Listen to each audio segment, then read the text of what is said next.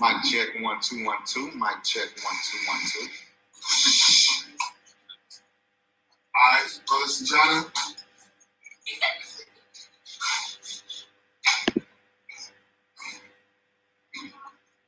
Brothers and Johnny, you there?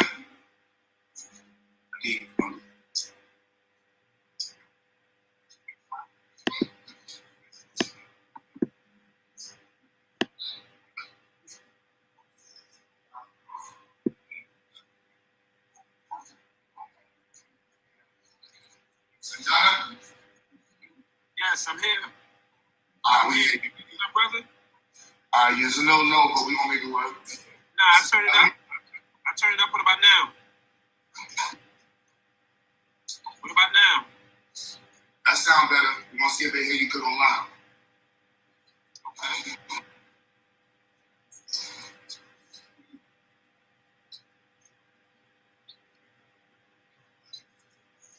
So I think we should be good. Yeah, they can hear all right too. Yeah, everybody online can hear. Sister Irene, mic check. Are you able to hear me? Is my sound okay? Yeah, we hear you. Okay. You navigate channel acquisition? Yeah, we are good. All right. Oh, thank you, thanks.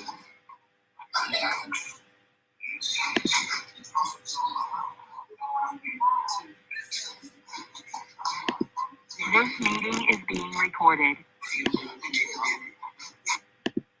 What's my last name? Oh, Marquise.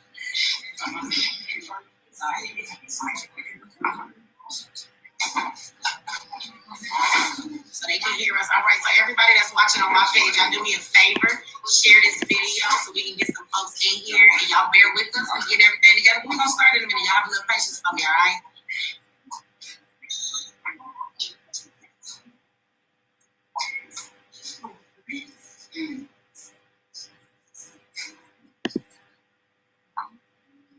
Oh, you can record this one. This is audio right now. They said they can hear us on this side here. People in my chat saying they can't hear. I guess they people on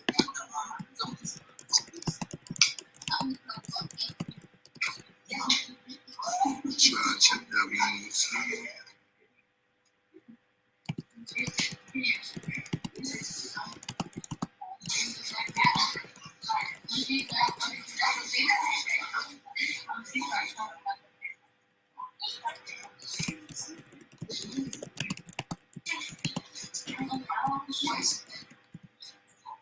Alright, we're gonna switch it up nearly so you turn this on. Well, somebody said they could hear everyone. Okay, so maybe it's their phone. Okay, if one person can hear it, then that's not it. So maybe they need to be. Last mic check real quick. I'll talk real quick. If they're like, oh, we feeling now.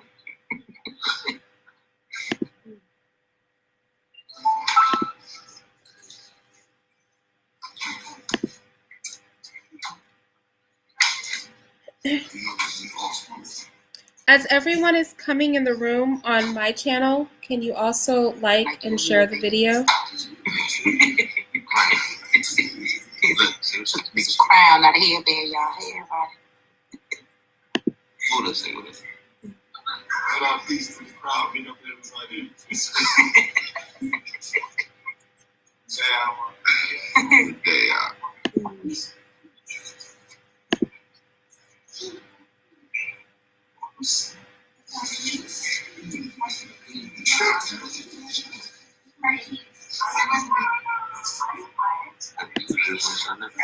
Yeah.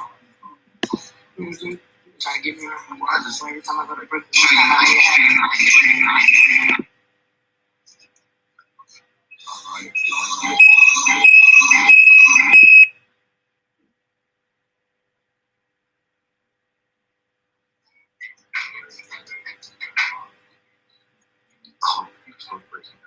I'm supposed to play some cute butter.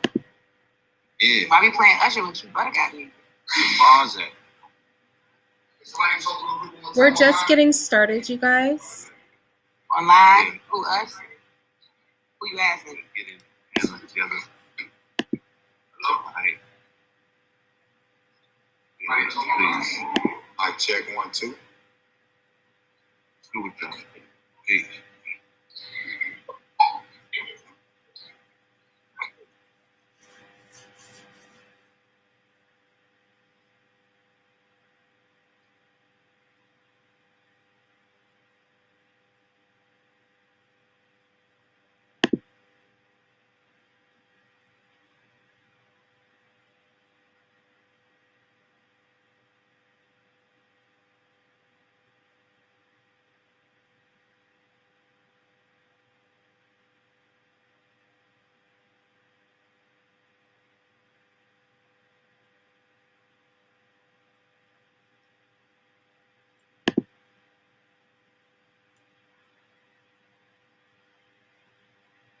The energy set right.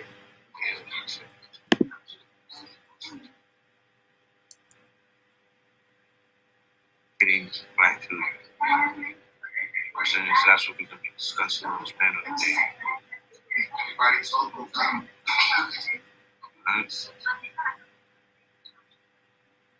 Hey y'all, Q got on a suit today. I need you to come show everybody on camera. Floss in the suit. 100,000 people watching between all these platforms.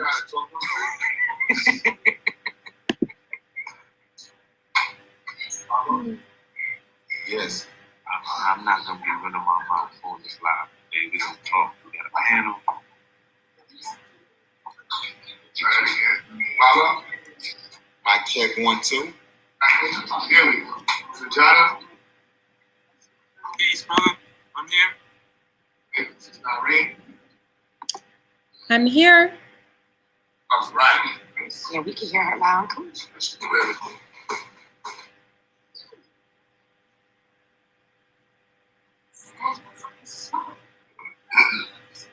Somebody said what color? He don't got on a tie, y'all. He got on a suit though in his grill. No tie, the grill replaced the tie. I'm down with it though. You're doing it. You know what I'm saying? He put on the glasses. He was the smart and stuff today. You're not even in the picture. Why don't see you? Can't see me? No. You can see all of us, but not you. It stopped right after him. Use the But we got all of this space over here. We don't need all of this room over here. We see you. Don't go away. No, y'all can scoot down, so you can scoot down. If they just turn the camera a little bit, it's right there where he at. Yeah. No. We have everything but you. Yeah, a little bit more. Yeah, your seat is in there now. Other side. No, your seat there. You're not in the seat yet though, because I guess it's delayed. But that's your seat. I think we delayed. The only thing I'll say is that when I do the speaker view, when you guys speak, the blank screen's gonna come up, but not you guys. That's the only thing I'm gonna say. So I either have to keep the whole panel up, or I can't do the speaker view so it blows up big when somebody speaks, you know? Take it back the other way a little bit, because now we don't see him. Because your mic is off the camera, that's not on. When you talk, it knocks you guys off and brings up that blank.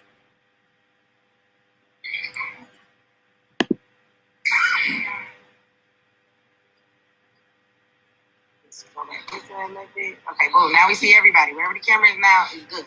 We can see everybody. Your seat empty, but we got your seat killed. So how about now? Yeah, it's good.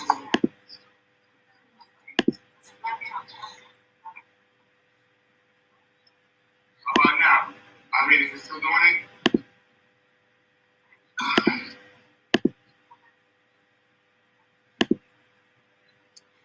Say something. You look nice in your suit. You look nice in your suit. Yeah, it doesn't matter. I won't do the speaker view.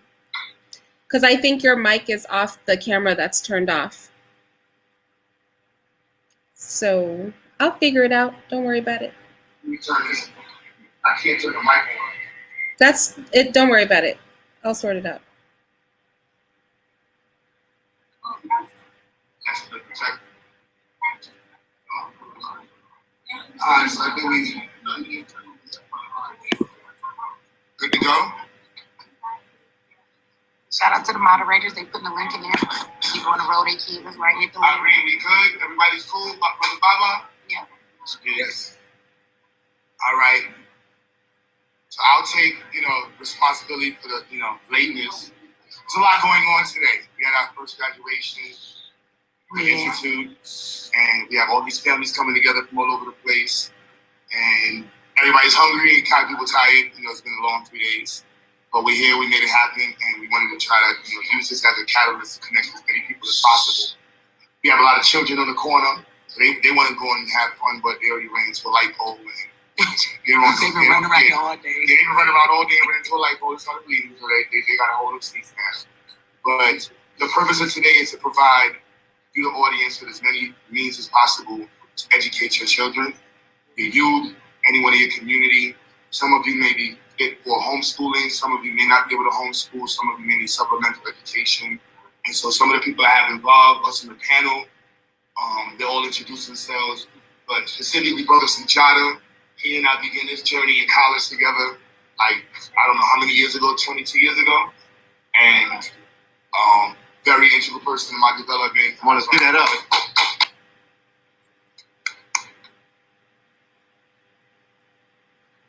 And I guess I go from here to introducing going from last Brother Buddha Clinks, 28 AP ELA teacher in Colorado, LA. Mr. Robbins. Yes, Mr. Robbins. Thanks for whatever I can. Sister Michi X.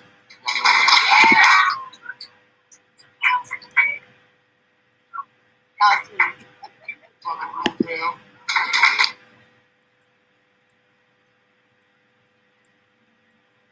Mr. Irene.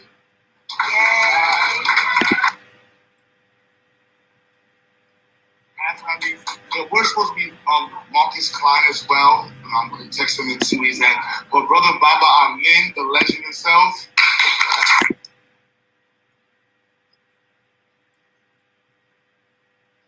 So I guess we just talk Brother Buddha. Everybody got 3, 4 minutes, 5 minutes. Just introduce yourself. Let everybody know what you're about. Oh, Q Butter, Brother Q. My bad. Hey, Q. He's the guy with the suit on today. You forgot his title. He was too suave to be cute right now. This is sometimes these events, get organized kind of weird, and I've always been wanting to do free events to meet you. We do a lot of free stuff with the community, and it's always a challenge that people say people don't like free stuff, and I think that it's just a matter of promoting it better and providing better platforms. So today, we said we're going to try to do this on YouTube, Instagram, Facebook, and in person. That way, versus just doing it in one spot, we're reaching maybe, even if it's 1,000 people right now. That's an immense amount of people that you're going to get information that's pertinent to Black children, changing the lives of Black children all over the country, possibly all over the world.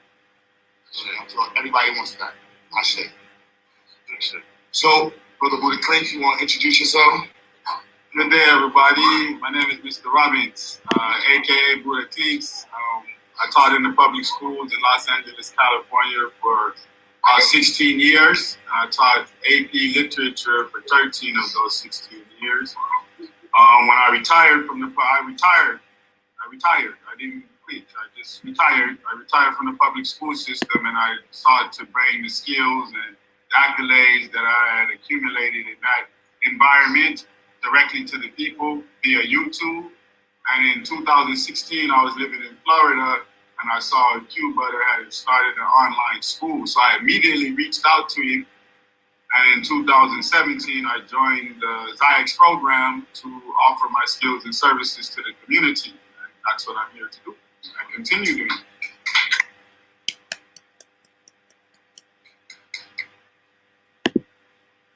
It's my turn. Okay, I'm gonna introduce myself like people don't know me. I'm the founder of the Black Agenda Movement, and in that we believe in bringing solutions. And this is a solution, right?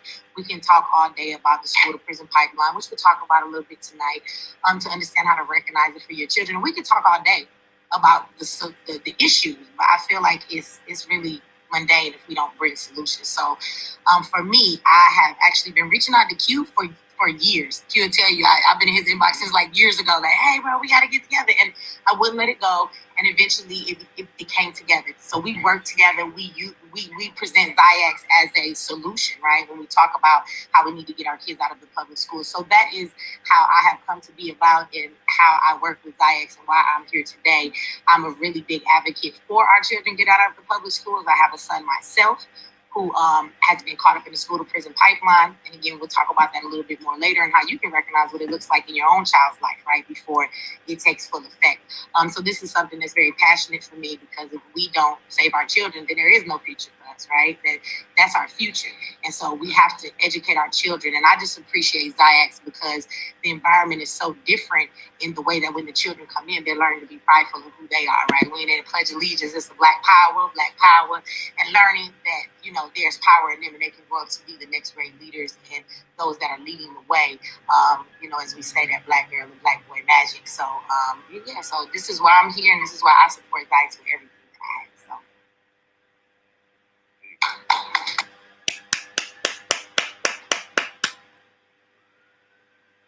My name is Blue Pill. I have been in media since 2000. I started in newspaper journalism and then it switched to online journalism once the internet kicked in.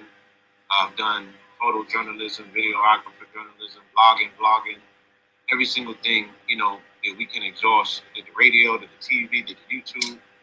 And we've always utilized our platforms for alternative means for education.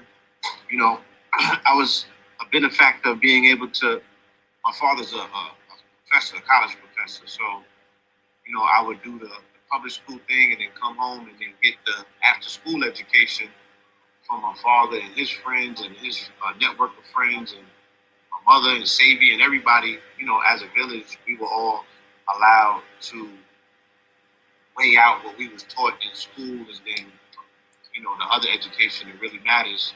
So definitely same story when I found out about what Q-Butter was doing, and not only what he was doing, but the fact that he was doing it in the realm of STEM, right? That is what made it so significant, that he was teaching children engineering and all of the viable trades and skills that we would need for our children to compete for what.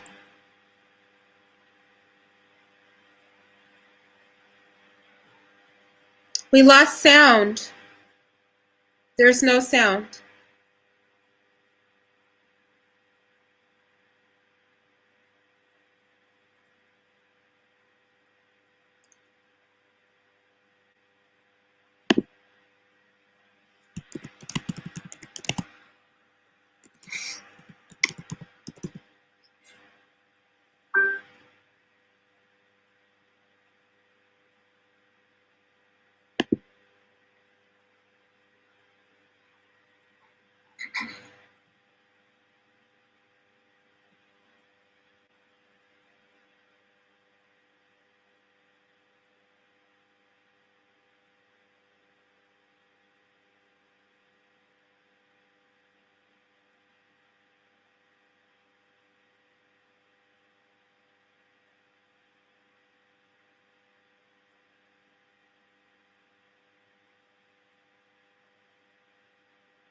You guys give us just a second.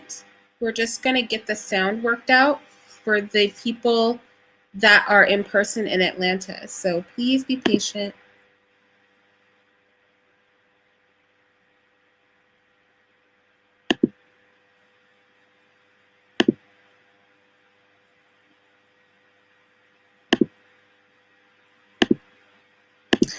Okay, so you guys, I was saying to give us a second because the sound over in Atlanta is bad.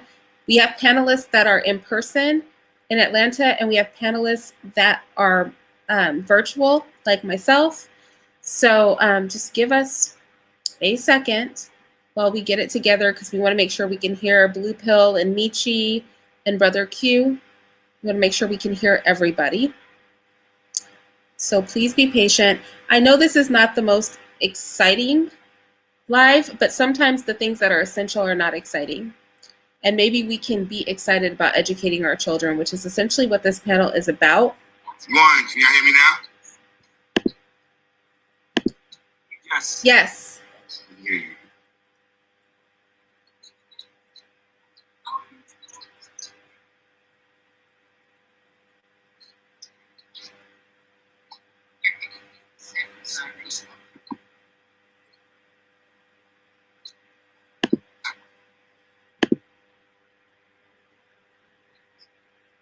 Sorry, we didn't hear anything you said. You didn't hear anything I said? Um, You can't hear me now? I saw you talking before. Oh, yeah, I muted myself before because I was telling the people that are on my channel that that we had a sound issue, but I didn't want you guys to have to listen to that.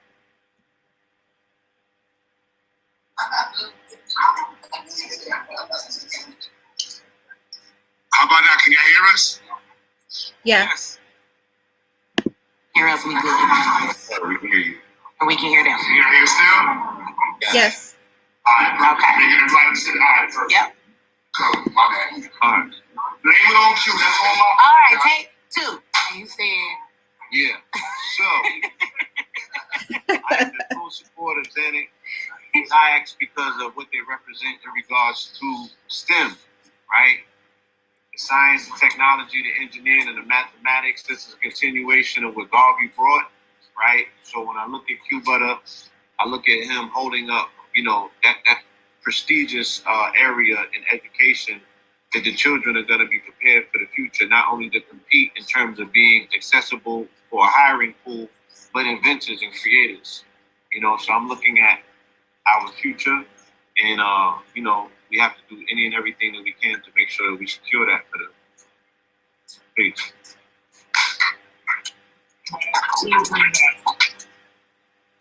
Difficulties happen, all right? We're not going to do the screen of green screen.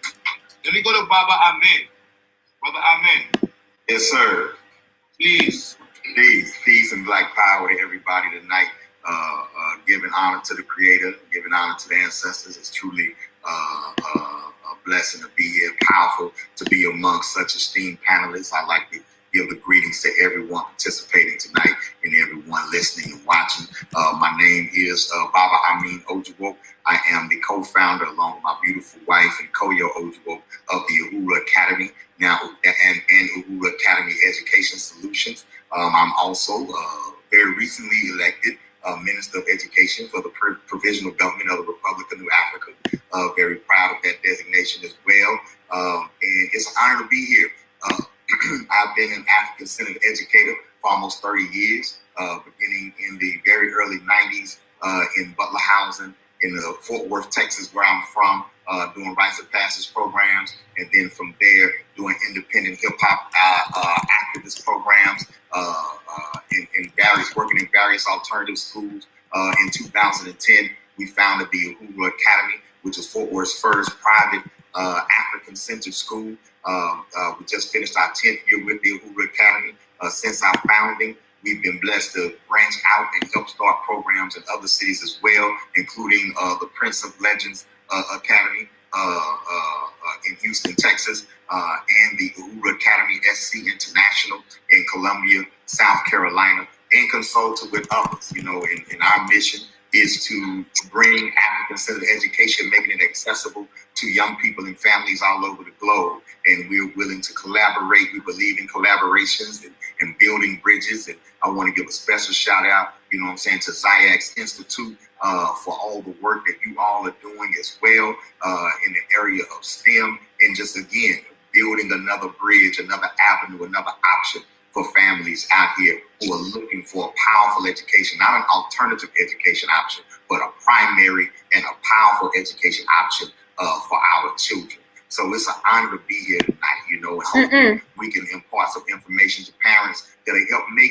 options, make things more accessible, and help others think outside of the box and realize the power that you really have, that we have as a community to guide the education of our children, and so be it via STEM, be it via health, a focus on health and wellness, which all of it really falls under science, technology, engineering, and math. When you look at it, it's really time to get out here and be bold and establish our institutions for our people. And of course, we stand on the shoulders of many who came before us in the African-centered education movement as well, and we're thankful for them, for those efforts as well. So it's an honor to be here, y'all, and if that's Baba Amin, I'm here. Let's get it.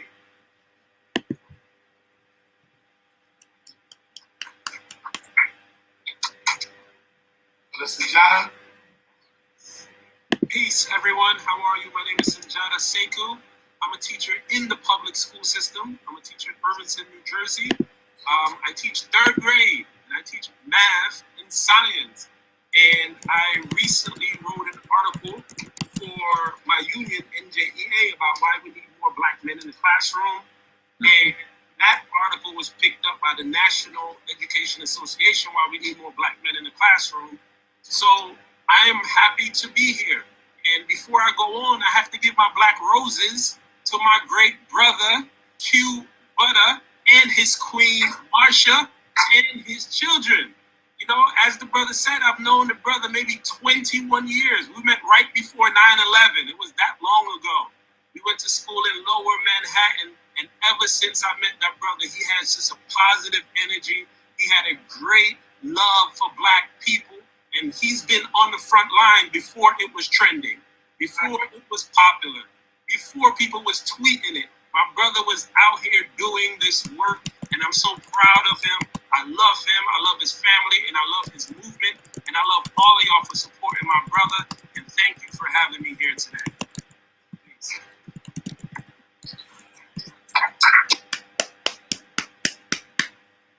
Irene?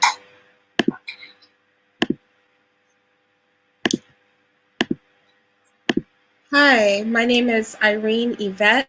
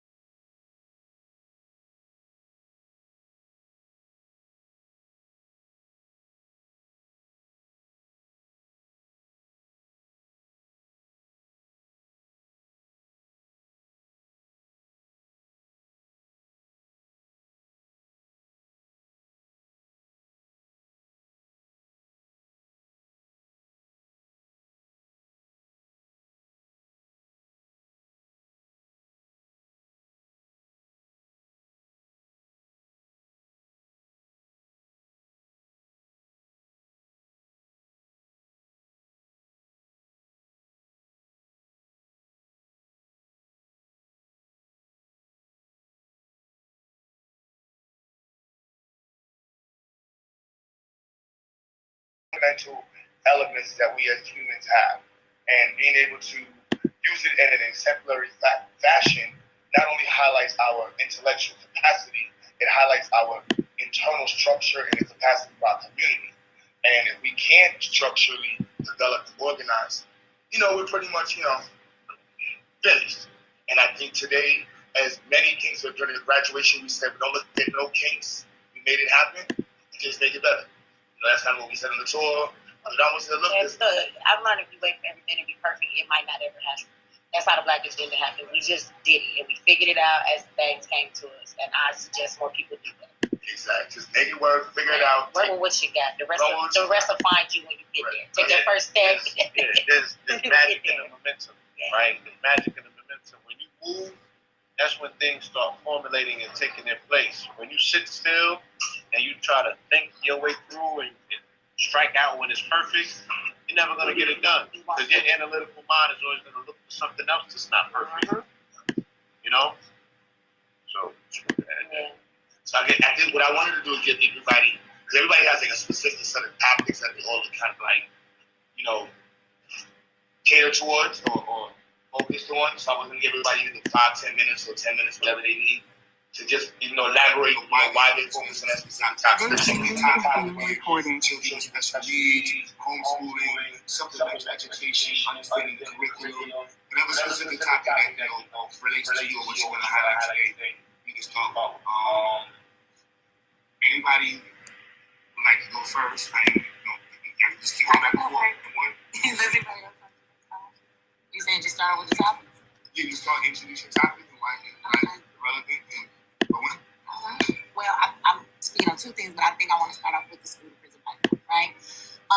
So I just want to break down what the school to prison pipeline is for a lot of people. Some of you may know, some people may not know. But basically, the school to prison pipeline is a way to shuffle our children, specifically Black kids. Statistics will show you that Black children are suspended way more, they're kicked out of school way more for the same exact stuff when it comes to the non-Black counterparts that are in their school, right? And what happens if you guys have not paid attention, all public schools now, their disciplinary action is contracted to the courts. So I don't know, you have your kids here, but maybe there are people watching online. If your child has ever gotten in trouble, you will find it is weird today. They will not send you a suspension letter or a, stay after school for detention. They'll actually write your child a ticket. That's what that correction officer that we call what's the officer in the school? The safety, the health officer, whatever. He's a corrections officer, okay? And he's in the school and he writes these tickets and then your child ends up in court, right? So what happens is as the school begins to push your Black children out, and it is a science to pushing them out, right?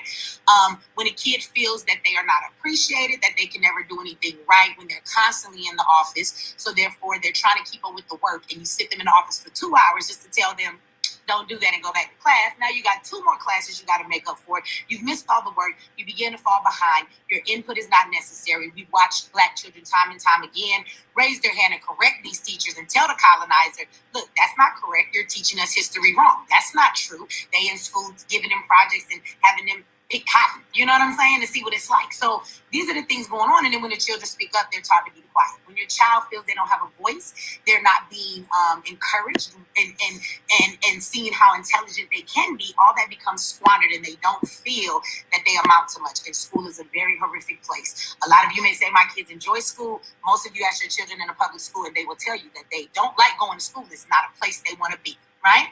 And they go to school every day and then you find your children skipping school.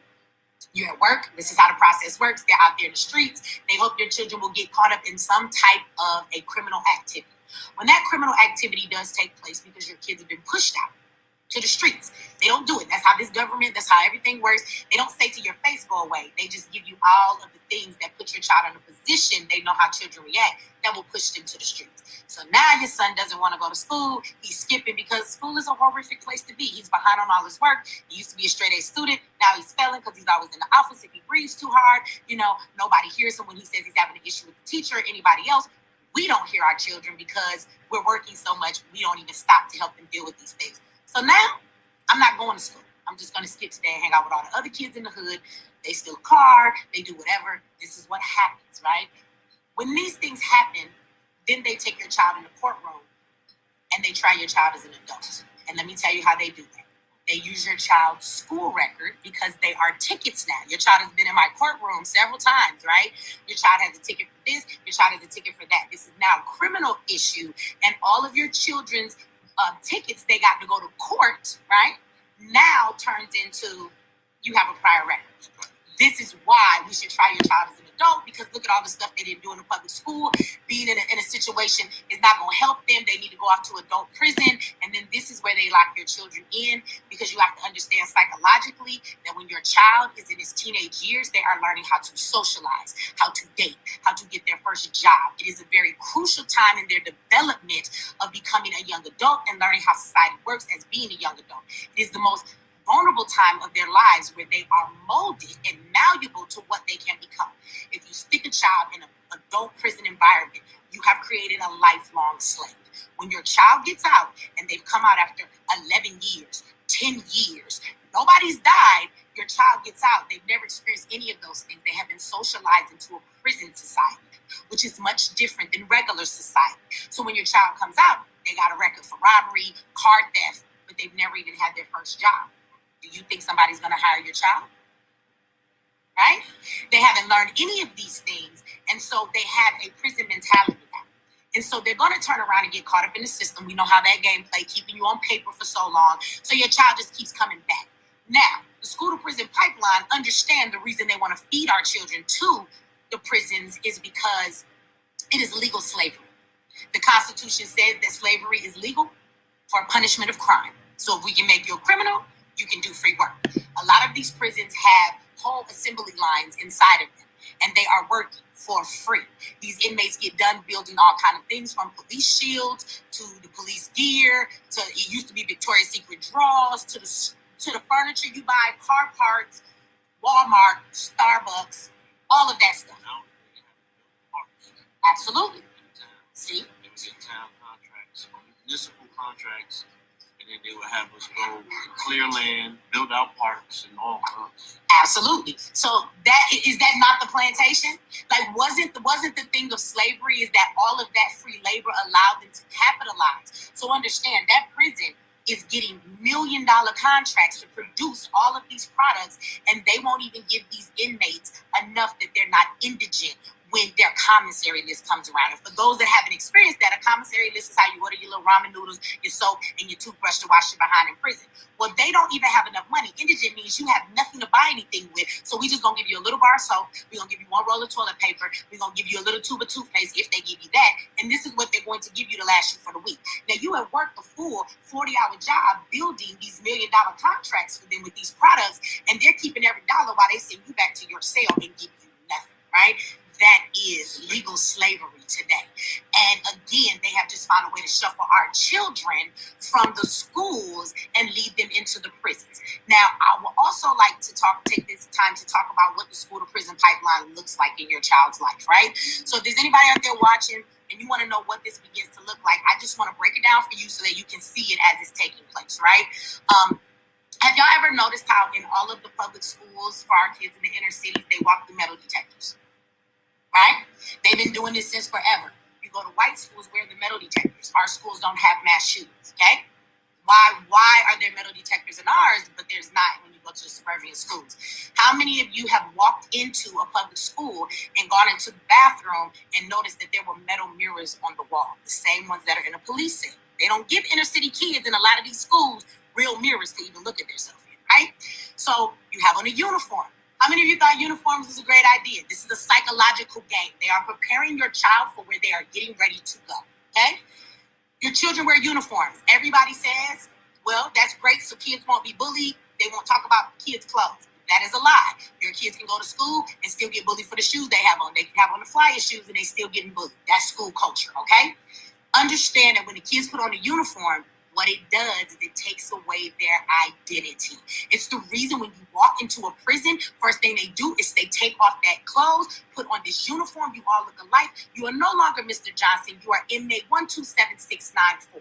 Go and talk to your child's school, and your child has what?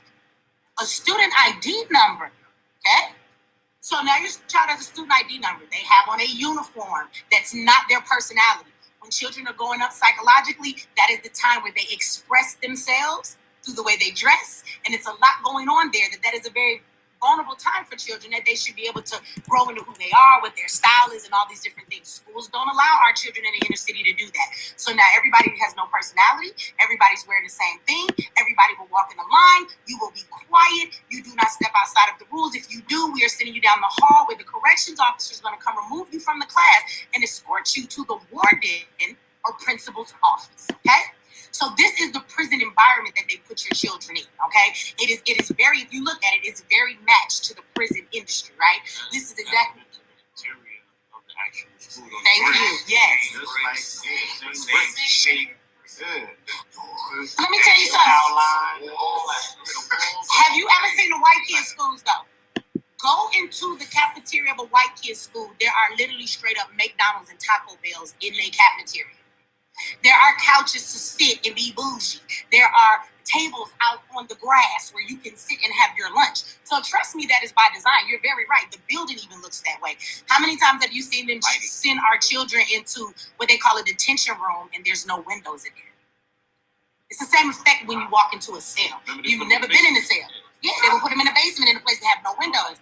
That's for a reason, right? So psychologically, you're setting the children up to get comfortable of where they're getting ready to hopefully send your children anyway, and they create the environment. Understand that all of us are a product of our environment. And if you understand human nature, which the enemy does, that if you just place our children in the right environment, they are going to automatically react the way you want them to. They know this. So when they take all of that away, they're subconsciously getting your kids ready for where they're going to go. They do all of these things knowing the children will feel hopeless. They won't like school. They keep the parents busy. We are not the parents anymore, right? Child Protective Services is the disciplinary. School are the parents. They teach your kids what to believe. All of the kids that are around, they're pumping all of that stuff in your children's brain, right? So understand they've taken that right away from all of the parents, and they keep you busy in survival mode so you don't have time, right? You're just trying to survive. So you don't have time to even raise your kids no more. The school system spend more time with your children than you ever do, right?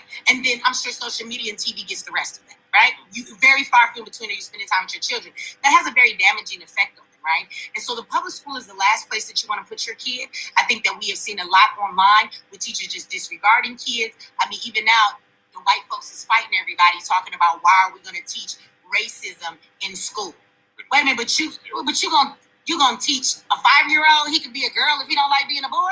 No, we're not supposed to talk about black oppression. I want you to see how ridiculous that is, but nobody wants them to talk about that, right? So there's a reason behind that. Because if you begin to talk about it, you got to unwrap everything that they're really doing, okay? So these places are not conducive to your children, and anytime your child speaks out, they're going to be punished for those things. So I will tell you, and I'm saying this for real, I'm not exaggerating, your black child has a greater chance of becoming a good inmate before your child ever becomes a great citizen by leaving your children, your black children, in the public schools. And boys statistically are shown to be given much harsh treatment, but don't get it twisted. Black girls are right behind them, right? Come on, get that up.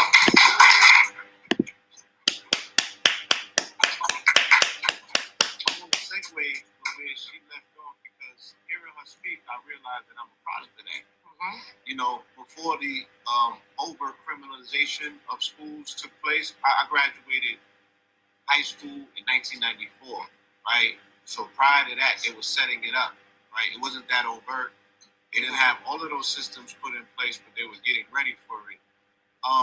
And high school opened my eyes to, you know, the real deal with society, the fact that we were being criminalized. I was sent to New Utrecht High School the summer after Yusef Hawkins got killed, right? Does anybody remember Yusef Hawkins? So Yusef Hawkins got killed in Bensonhurst by a group of racist teens. They all had went to New Utrecht, Italians, right? So they busted us, they sent us to New Utrecht in a very racist neighborhood in Bensonhurst with the Italians.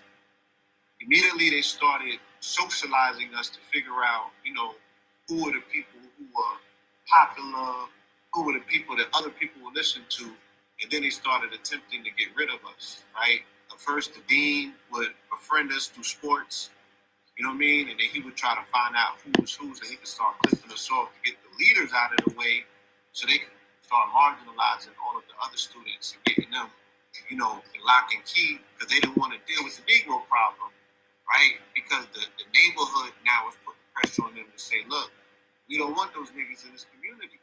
You feel me? They was chasing children home with bats every single day. The mob used to come up there and, because their children went to the school and they would come up there and beat people up, beat them down with all types of stuff that was going on there. So by the time I graduated in 94, I had been sent to 4 different schools, right? Every single school I would go to, they would play the same program. Now, I was gifted. I was a very intellectual child because of my education that was taking place after school when I got home, right? But I saw how threatening it was to these educational systems or what have you, and they were attempting to separate us as much as they can. Anytime that you show any ability to contradict what they were teaching, because I was one of those students, I was asking all of the unpopular questions in class, and they would be like, look, that's a no-no. Yeah, that's a no-no. They would send me down to the office and figure something out, figure out a way to get me tripped up and get me up out of them schools. And then, I fell into the criminal system and I saw all of these similarities, only to come home and then it was fully put in place because I think probably the year that I left is when they brought the metal detectors in the school. That's how they started. They brought the metal detectors in and then they had to bring in school safety. Well, first they had school safety in the school, but they weren't able to directly interact and interface with your children. And then they probably had 1 or 2 incidents, violent, quote unquote, so they say, and then they got involved, right? And then these things slip, they happen very gradually, right? Which means we have to be very cognizant and very aware of what's going on because they just slipped them through. And before you know it, it's a full-fledged school-to-prison pipeline as it is today.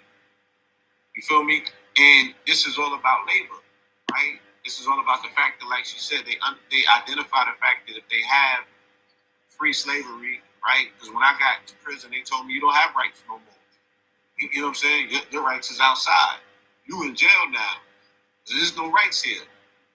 That was a wake-up call. Nobody told me that. Nobody prepared me for that reality, And especially the way that the economy is going now, it's going to become even more intensified because they're going to have to force children. They're going to have to force labor. You know what I mean?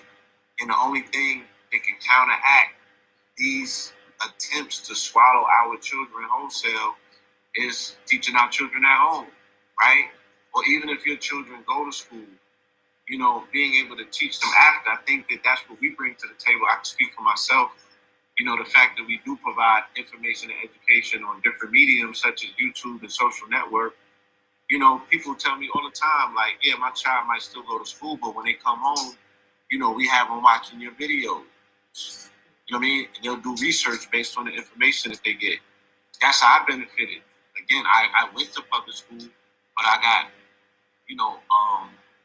unindoctrinated when I got home, right? It was always ways for me to research and learn information or be put into situations or environments where I'm able to see that, take me to Dr. Ben lecture, or take me to a John Clark lecture. You know what I'm saying? Like, these were things that my parents were doing to give us a counterbalance to make sure that we ask the right questions.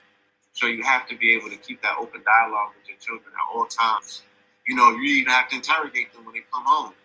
Like, what did they teach you in school today? You feel me? And then you have to be able to gauge how detrimental that is to the development of your child. And not only in their own mental, but in your own household, right? Because I remember the way that I was being indoctrinated in school, and it was kind of making me go counter to what my father was attempting to teach me, right? They will have you totally brainwashed. You spend more hours there, they have much greater influence than we want to give them. They have a greater influence. For, yeah. And we're already being taught that you have to, trust this person. This person is responsible for your accreditation, and that's going to be responsible for me graduating and being able to get a job and provide for myself. So this person is the most important person in my life right now, even more so than my parents. Because I'm like, they're not graduating me. You feel me? They're not responsible. They're sending me to school to make sure I walk across that stage and get that piece of paper, right? So we have to be very careful about how we indoctrinate our own children, to interface with these particular institutions, you feel me, and give them the credit that they don't deserve. There's nobody, this should be part of our generation that still sends their children to school based on the traumatization, the trauma that we went through as students. We know that it didn't get no better. It got worse because we actually had them old little Jewish teachers that kind of cared. And now they don't have none of that. You know what I'm saying? So why are we continuously... They don't do that. They don't do that. Then I learned about yeshiva. Then I learned about, you speak to the Jewish parents and the Asians. They teach their own children. And even if they went to public school, they're going to get that same amount of time at home, you know what I'm saying, being re-educated into their culture, right? So nobody else allows this but us. So I want to advocate for homeschooling and, institutions in our community that are able to provide, engaging information for our children. Because as children, we said what? We don't learn like this. We got to be able to touch things and go into nature. We want an immersive experience. So the first time that, I came to the Brothers Academy, what was it, 2016, 2017? It was an immersive experience. You know what I'm saying?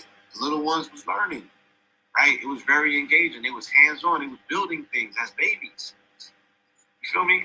So I want to see the vision where we can have one of these institutes, primarily in all of the cities where our people are most dominant and populated, and ultimately, globally, once they realize, through the graduate program, when these children graduate, become engineers and outdo the Teslas of the world and all that other stuff. Yeah. You feel me? Can I add something I want to say while we're on that topic? Another thing I want to point out about school, because you were talking about learning, right? I want people to understand that in public schools, the way they teach our children is very damaging. It actually squanders their potential in their mind. And what I mean by that, me and Marsha were talking about this earlier at the bar. Yeah, we was at the bar, y'all. We had that. We were talking about how the difference between memorizing something and being smart versus intelligence, right? So being smart says, I can regurgitate back to you what the answer is. You asked me a question, I memorized what it was.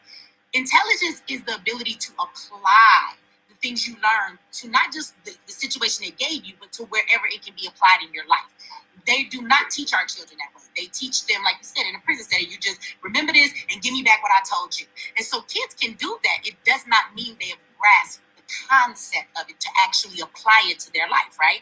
So this is why you find in places like Detroit, Chicago, some of you may be in other places that you can testify to this, but even in Detroit, there was a lawsuit against the school board a couple of years back. And that lawsuit was because they were giving children high school diplomas and they were illiterate. There are children with high school diplomas that they could not read, they could not write, they could not count. So how do you pass them all the way through these grades and they've learned nothing, right? So this is not make-believe. Like, this happens in a lot of places. And then the school board kindly came back and said that you have no case because we have no obligation to make sure your child can read. Well, what the hell is your obligation when we're talking about a school here? But this was their response. I'm not lying. Go look it up. I also want you to know that there's hundreds of public schools right now who don't have water. Is your city one of those schools where your children go? They turn off the water because the lead levels are too high. Your children in old, bug-infested buildings. They have lead inside of the schools. In Michigan, I want to say there was like 100 and some schools. They shut the water off, right? Because it had too much lead in it. Now, understand, even if the kids aren't drinking it, when you wash your hands, the lead is the biggest organ you have. Like, stuff goes through your skin. They're spending $250,000 in some places a month to bring in bottled water for the children, but you won't just fix the pipes in the school. So keep these things in mind, that when you send your kids to public school, just because it's white don't make it right. Your children are learning nothing at all, and that is their plan. If we can't send them to prison right now, we at least want them to be dumb enough that they can come back later and we can catch them up if they make it past the 12th grade without going to prison, right? So just keep that in mind. They're not even teaching your children anything, and you're just sending them there every day to allow them to babysit your children while you work 2 and 3 jobs so you can just survive and not live, right? Can I just merge what Blue Pill and Michi were saying? There's the school to prison pipeline aspect of it, but then it's also what they do with the children that are high achieving as well, or the children who are in middle class, upper middle class, and upper class communities, where if they can't get them by making them be ignorant by lack of education, if they can't push them through the school to prison pipeline, then they brainwash them to not have race loyalty.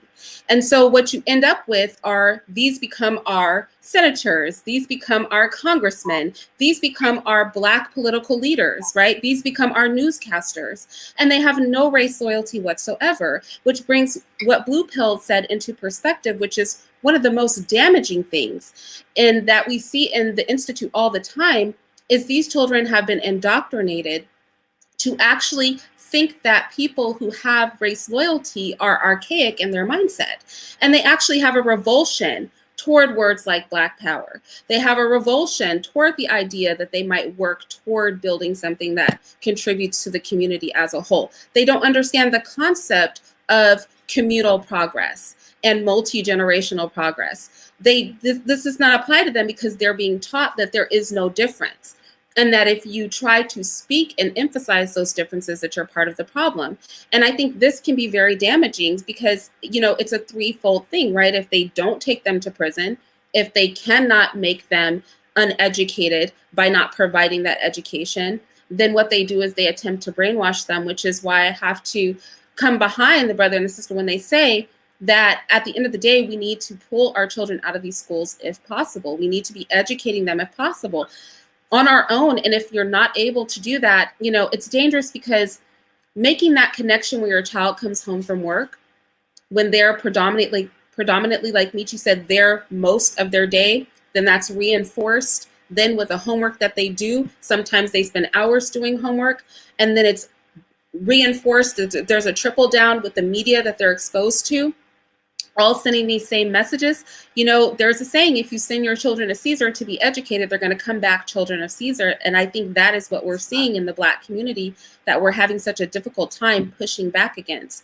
So, yeah, I just wanted to merge what Blue Pill and Michi said, because I think we have to look at a multifaceted thing. Mm-hmm. We can speak and look at all the statistics, because they've told on themselves every chance that they got. They tell you what time it is, right? The Jesuits say, give me a child from the age of 0 to 7, and I'm going to give you an adult. So the programming, the subconscious programming, happens between the ages of 0 to 7. Whatever you put into that child, it's going to be almost impossible to reverse that, because the child is going to operate only off 5% of their consciousness. Everything, you know, is going to be operating from the subconscious programming. So we're literally handing our children over to be our worst enemies, you know, the people that we ultimately going to end up out here working against. And I don't know if anybody else in the community sees it, but that's what's going on out here. We don't want to admit it. You feel me? But I feel out here on demon time. Yeah. If I can jump in for a second, it's like we put ourselves in an inclusion lottery, right? It's an inclusion lottery where a few are going to trickle through into these institutions that we don't own, that we don't run, that don't work in our best interest. And in order to make it into that exclusive group, you know what I'm saying, abandoning building our own community is a part of that criteria. You have to be willing to assist or turn a blind eye to the exploitation of your community in order to really be a part of, you know, or go in, how do the integration say, change it from the inside, change the system from the inside. But often what we see is people go into the system and the system starts to change them on the inside. Once you get in there, because it's not our system, right? And it's foolish for us to believe that we can indoctrinate ourselves to be accepted into a certain area, and then when we get into that area, all of a sudden we maintain that rebellion. We remember the cause. We're not going to do that. And the issue too is the masses, those who don't get into the inclusion system, they pull the performing arts programs, the STEM programs, the trade programs. So now you can't even build a strong foundational working class to sustain ownership inside of the community. So when you don't have ownership inside of the community, you're not cultivating ownership. You're not cultivating property owners. fathers in the working class community, what you get is a permanent underclass. You get people that are not only falling victim to a school to prison pipeline, but you falling victim to a school to poverty pipeline, generational poverty. How many of our housing communities do we walk in across the country and you see 4 and 5 generations of one family in the same situation? Right. Can I add something to that? Yes. Peace, everyone. Now, let's just call these systems what they are. Whether it's the economic system or the education system, they're all racist. They weren't built for us. We all can admit to that. We were brought here to work. We were brought here to work from sun up to sun down. We were never supposed to be educated. And these systems came out of that dynamic. Now, I'm behind the wall, in a sense. I am a teacher. I am a teacher in the public school system. And I will tell you this, and I promise you this. I teach that Black power every day, all day. I teach that math and science with that Black power every day, all day. In the morning when they're eating breakfast, I'm showing them videos about Mansa Musa. In the morning when they're eating breakfast, I'm showing them videos about Brother Malcolm. In the morning when they're eating breakfast, I'm showing them videos about Queen Harriet Tubman. I'm showing them videos about African civilization. Now, I would say I may be the minority in doing that, and we all can admit, because all of us have been traumatized in some way by the public education system, including myself. So what I'm saying is I may be the minority, but when these Black children walk into that classroom, I remind them that the Panthers were the ones who started this breakfast program. The government gave us nothing. The government didn't want us in those schools. So when they come see me, when they're with Mr. Sekou, I can tell you on my Black skin that I'm telling about their history, I'm telling about their culture, and I'm educating them on who they are as people. And I tell them every day, we need you out here. We need you to fight in this cultural war that we're constantly in. You know, Brother Sekou, we need to build, if I can add on, yes, sir. For those of you who are behind the wall, holding it down the way you are, protections have to be put in place for Black teachers who are willing and have the information and the training to do that. Now, see, I'm from Texas, you know. Like I know Brother Peel mentioned the Jewish teachers and others that might have said something. Man, we had redneck teachers. Ain't no second minority or anything like that. You know what I'm saying? When you get down south, it's either this or that, right? And so those teachers that we have on the inside that are bringing the information like what you're bringing and the love that like what you're bringing, Sekou, there has to be protections for them, right? Or alternatives for them, like the school that can match your salary and get you up out of there. And I agree with that, my great brother. But the thing I want to say as well, the teachers who are behind the wall like myself need to stop being punks. Need to stop being scared. Need to stop allowing the Black children to not know who they are. In New Jersey, we have tenure protection. And basically, if you don't break the law, you can have a job for life. But yet, many of our teachers are still scared on speaking the truth and teaching the truth. Many of them are still scared. You know, many of them won't even mention the Haitian Revolution. Many of them won't even mention how many of our people fought back, but they will mention slavery. How many? That's where our story begins. When they talk about, yes, sir, when they talk about slavery, they talk about us being passive. They never talk about how many of us fought and rebelled against slavery, no matter where it was. They never talk about that. So, and like the brother said, yes, they try to preach where our story began. I am going to tell all of you here. Let's get into curriculum and talk about some of these curriculums. Here's a book you should have in your house, whether it's homeschooled, whether it is in a public school. Here it is. This book, African American History: A Journey of Liberation by Malefi Osanti, is a textbook. And our story in this book doesn't start in 1619. It doesn't start in 1492. It starts 4 million years ago. This is where it starts for us. We are the mothers and fathers of civilization. And all of you who are homeschooling, I applaud you.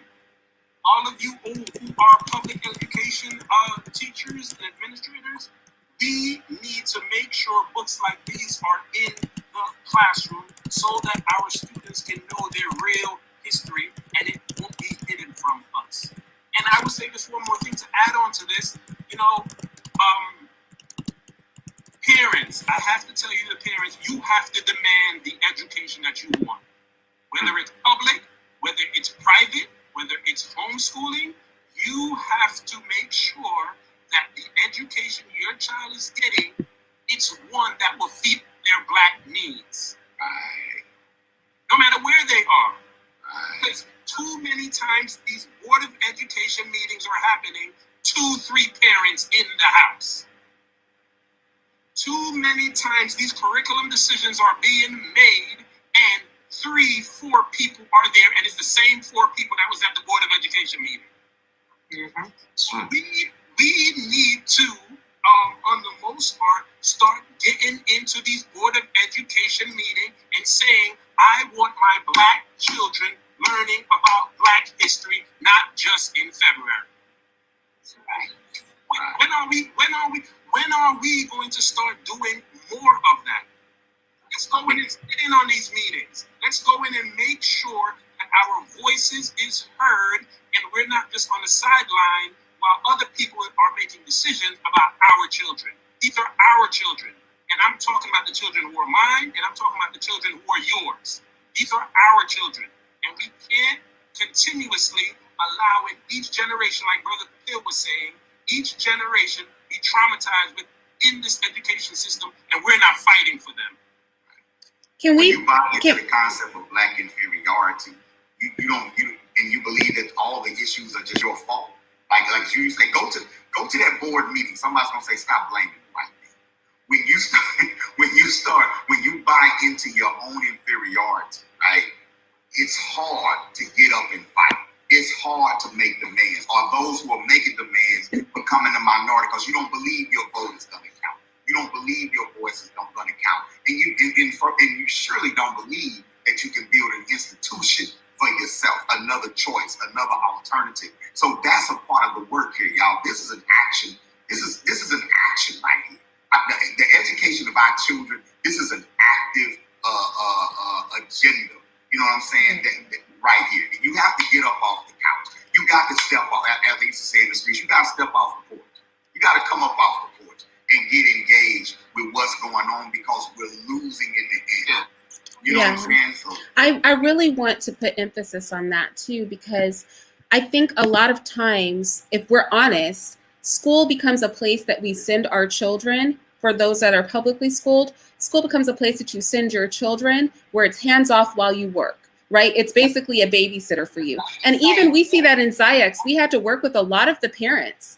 A lot of the parents, who were used to public school weren't used to that more hands-on experience. Like, yes, we're giving them the curriculum, we're educating them, but you're a partner in this. And that's the expectation, is that we're working side by side. Not that you leave them at the computer or at the institute for us to teach them, and then you just disappear off into, the smoky background.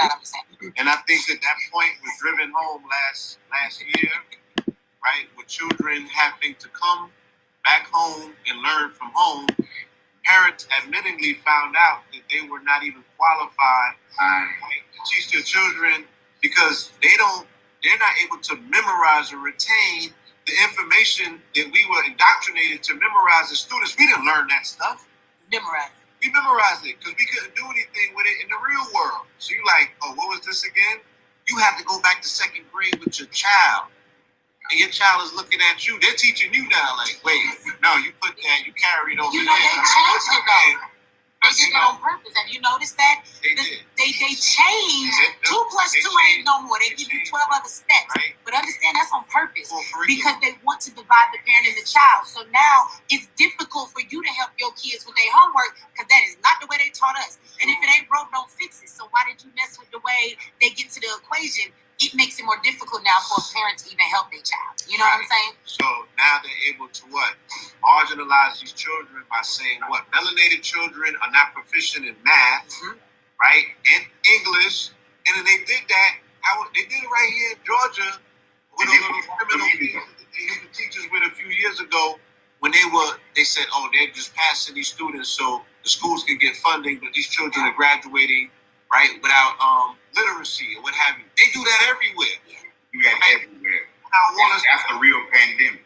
Yeah, I want us to also keep in mind that these children that we're looking at are being socialized different because they're part of a digital age.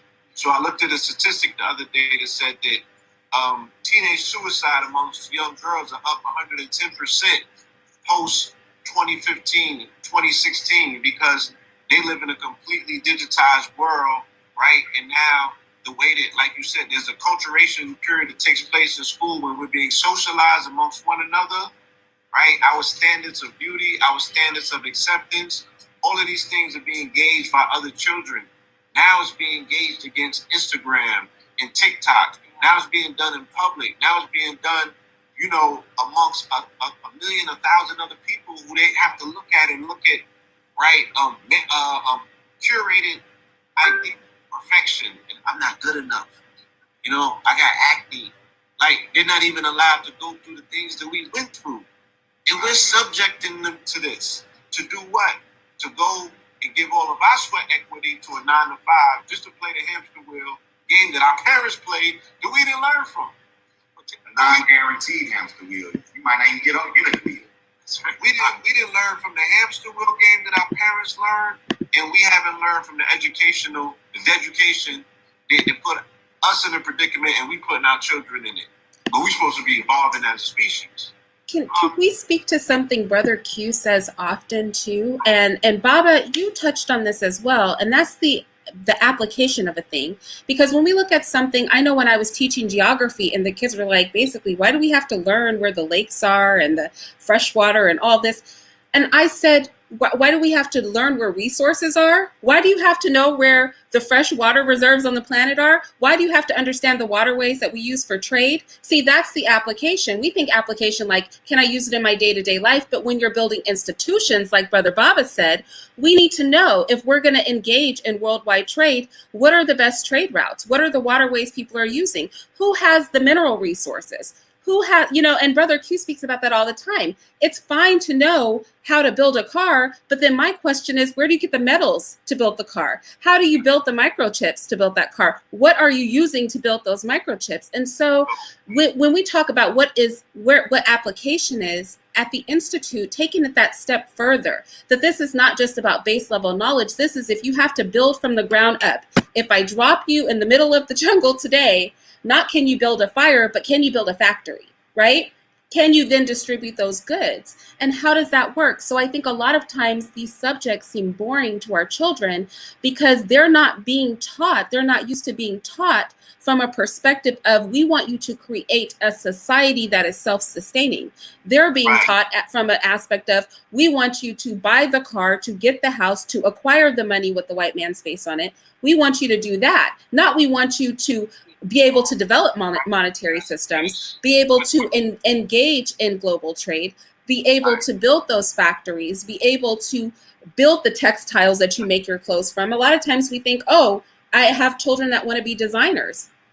That's a beautiful thing. But then my question is, where are you sourcing those textiles from?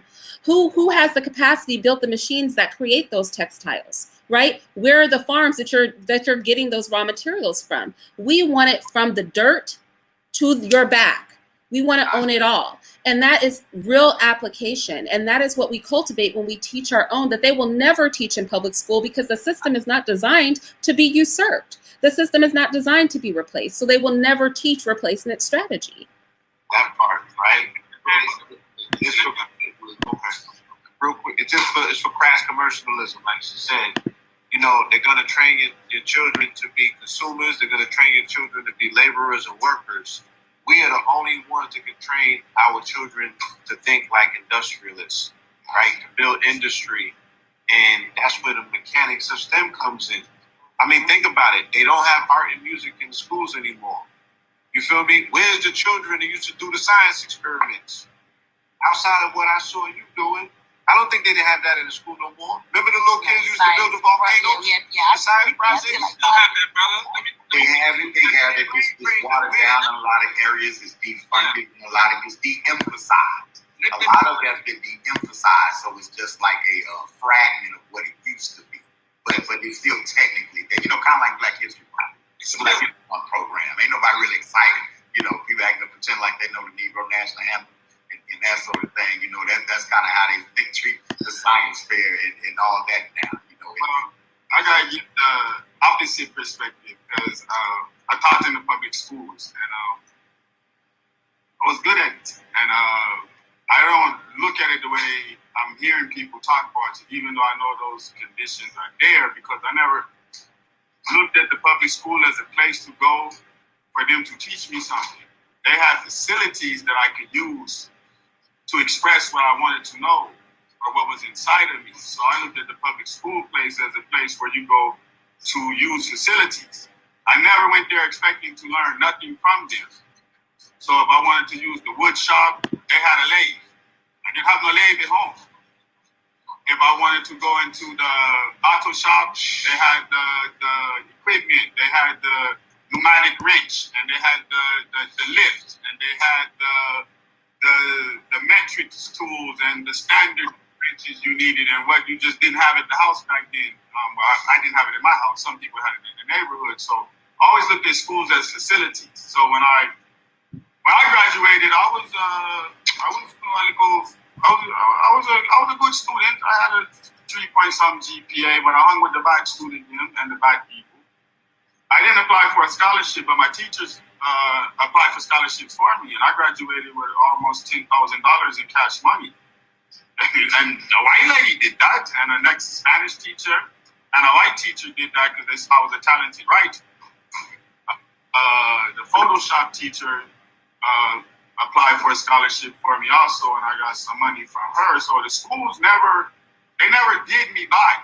So that's why when I went to choose a career, I chose to be an educator, and I literally went to college to study literature and composition and rhetoric, took a 2-year credentialing program to teach. I didn't go there to get some job and I already knew being a teacher was broke, but my family do other things for money, if you understand what I say, but I'm point to that. So I didn't go there for no money. I went there to provide the same opportunity to Black students and other students that I got from teachers that actually pushed me, and I wanted to be one of those Black males in the classroom like this brother here that is still out there doing the hard works in that classroom. And my whole program was progressive. I played Phil Valentine videos at lunchtime in the classroom and stuff like that. I played Bobby Hemmett. Whatever was cracking at the time, I put on Sarnetta, whatever. I'd expose them to all the African history, Caribbean history, obscure history about the South, history of tap dancing, just different things, just expressing them and showing them just the whole Black experience throughout the diaspora. And I taught at an inner city school. It was a gangbanging school in Inglewood, California, Morningside High School, full of bloods. I had 2 AP classes, and then I had 2 classes full of nothing but criminals. Munchie B, big up yourself. Too Much, big up yourself. These are big-time gangsters in Los Angeles, bloods that were 4.0 students in my AP classes, because I took them from the ghetto class to the AP class. Big up Takeoff. I know you out there somewhere. I don't want to keep naming all you guys, but all you guys that came out of my class, they know that y'all are criminals, but you're very intelligent. You know why you're intelligent and who gave you that information. Some of the best criminals are very intelligent. No, I'm not gonna lie. This is what I'm trying to say, because at the school I was at, there were students that were there to learn, but there were students there that chose the prison pipeline. No, they chose this. They chose to be gangsters. They wanted to be gang members. Their parents were trying to fight them out of it, but the appeal in the streets, the social media, what gave them a sense of being a manhood was joining that clique. What I did was respect that, but push my ability to edify them through education on them and just provide them with the facility to improve their understanding so they could move around the world. And then when they started catching court cases, which they did, they could actually read the case better than the attorney they had. They got themselves out of jail.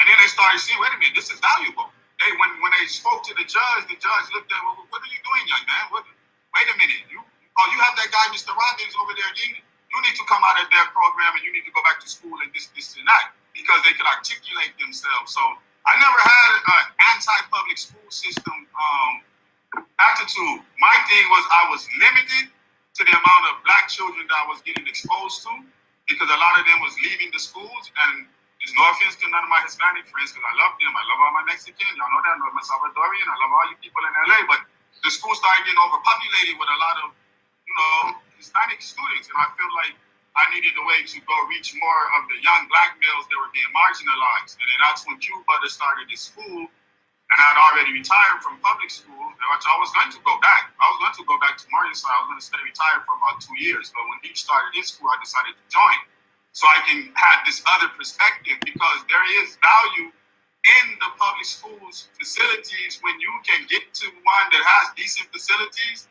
where you can take advantage of them. For instance, at the school I taught at, we had a swimming pool. 50% of the children didn't want to learn to swim, especially the black students. They had to be There's a whole forced. history behind that. I know they had to be forced, but the facility was there. And then over time, when a new black swim coach came, they learned to swim. 80% of the students learned to swim now. They attended swim class. So there was facilities, is all I'm saying. In certain these institutions, if you can take over the facility. And another thing that people don't understand when you're homeschooling, your local school is still your school. Yep, you still All paying the taxes. facilities are available to you. The library, the field trips, the football field, the gym, the basketball team, the football team, the softball team, anything that the regular students do, you are enrolled in that school. You just happen to be at home. And your parents and other educators are your primary educators, but your state test records appear on that school's registry for testing. And the scores go to that school. They get the credit. So you're entitled to everything in that district, actually. And let's say if your local homeschool doesn't have something, any school in that district, you're entitled to use. So if your local school doesn't have a football team and your son is homeschooled, he wants to play football, he can go find the best football team at the school in that district and sign up, and they can't stop it because they're not providing it at his local school. Mr. Robbins. It depends on the district. Yeah. It depends on the district. It depends on the state. It depends on the county. For California. Yeah. In California, it is like that. But I think the thing you said, Mr. Robbins, that hit home the most with me was getting children to understand, because I would always say this to my pre-college class, the education is not because your parents are making you come here. The education is not because this is something that you have to do. The education is for you. Like, it benefits you. It benefits you way more than it benefits any of us. And for that, to get that transformation in the minds, like you were talking about with your students, that education is for them, not for anybody else. And I think a lot of times children have a hard time palating that school is not something that they're being forced to do and just kind of have to suffer through, versus school is something that will make me powerful. And that old adage that knowledge is power is like a real thing. The more you know, the more you understand how people operate. I was talking to the kids about paternalism.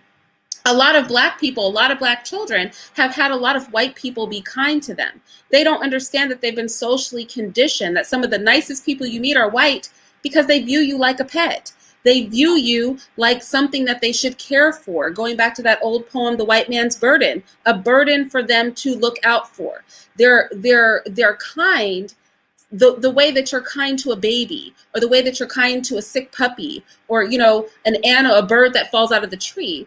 And so getting them to understand that education helps them peel behind and unwhitewash their environment to see it for what it is. I think that, like you were saying, Mr. Robbins, is really a powerful thing that can only be instilled in an environment where they actually care that the children are walking away with knowledge. Because going back to what I think Nietzsche and also blue pill were saying you can walk out of there and actually learn nothing because they don't care that you do learn. That's one of the reasons this Irene, I instituted the personal student growth portfolios in my courses. I started teaching in 2000, actually 1998, but in 2000, I implemented the PSG, Personal Student Growth Portfolio, for responsibility and accountability and demonstration of the growth progress. And that has served me well. It serves the students well because it actually has a record of their learning growth as you go throughout the course. So that's another thing that I would recommend as a homeschooling strategy or tip or asset is to keep a portfolio that documents your child's progress and growth and what you have taught and what he has learned and what needs to be retaught or reviewed again. So you have an actual diagnostic of his strengths and weaknesses as a learner. I want to say something before we get too far off this topic. I've been holding this for a second. I want to say this about the school to prison pipeline. Kids do not choose the school to prison pipeline. Back when you were growing up, there's a difference. You could be a juvenile and you could commit a crime and you can go to juvenile. The school to prison pipeline sends you to prison as a grown man, even though you're a child. So that would be the difference there, right? And so I want to make that clear that they're not choosing the school to prison pipeline. I want people to know it's a lot more than just something that's obvious that they see, right? And I'm sure when you was going to school back in the day, uniforms and all those things weren't what they were today. So I just want to make that clear. I also want to say, too, that when you're talking about black and brown, we're not the same. And I have had my kids in suburban schools or gone to places where it was predominantly brown kids in there.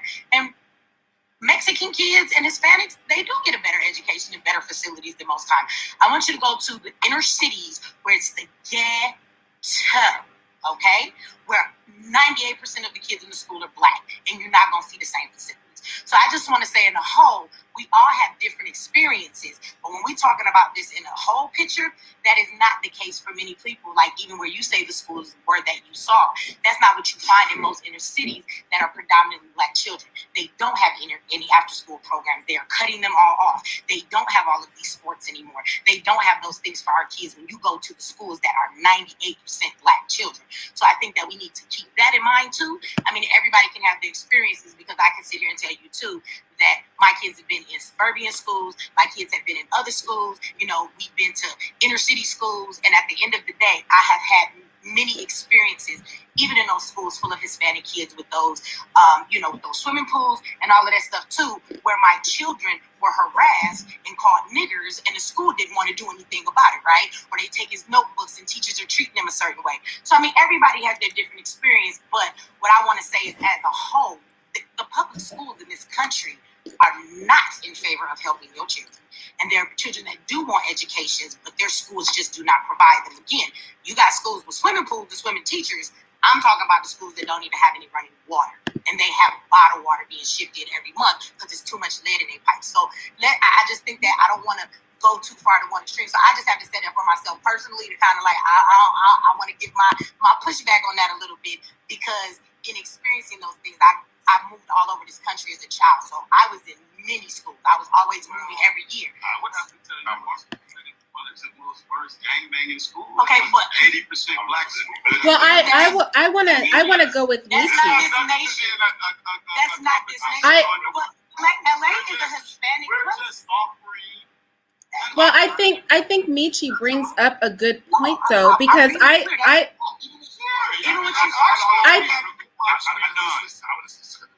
think Michi. Oh, sorry. I was just gonna say, I think Michi brings up a good point. Brother Q knows this. My eldest child wanted to, so he was ahead of in his credits. He wanted to take multiple foreign language courses because he has a passion for language, and he speaks and studies several languages now, 5 languages now. He was told he couldn't take Spanish and French, that he should take a shop class. And that really pushed me into a lot of the homeschooling I'm doing now. I pulled him out of half of his classes. I sent him to community college to take those courses. I fought with his Black female counselor. I fought with her about, why would you tell a student that wants to achieve that he has to take shop versus 2 foreign languages? Who does that? So I agree with her in a sense that from a parent standpoint, I did not find them. I have a child that's autistic. you know, they wanted to basically put him in a remediated class where all the parents barely let their children play on the playground. That is what started my homeschooling journey. I started homeschooling because of that, because I saw that remediation and lack of support was rampant, and I was not going to have my children be substandard. And this is in a decent school district. This is in a, you know, living in a decent neighborhood, but because they often look at Black children and they look at us as Black parents, and they don't feel that our children are worthy of education. I understand what you're saying, Mr. Robbins, as using the facilities as facilities for but I'm saying that for the majority of Black parents, that's not the mentality they have, and their experience is that those schools are not on the side of the child. And I've seen that firsthand. This is why I've been homeschooling for 10 years. This is why we have to take over, is what I was saying. You cannot. You can't change the colonizing school. I'm sorry. That's why we should build our own. You didn't change that school. I promise you. Go back now and tell me that school is really benefit Black children to the fullest. You can't go in and change the colonizing school. Trust and believe me. That's why you built your own. Yes, I'm here. I would like for you, if you could, go into navigating the public school system.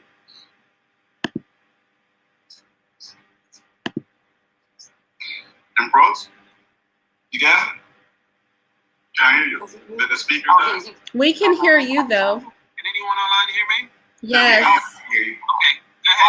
You know, I just want to try to run through some of the topics in the flyer real quick before we check, right? Okay, you were calling me. My bad. Okay. Yes.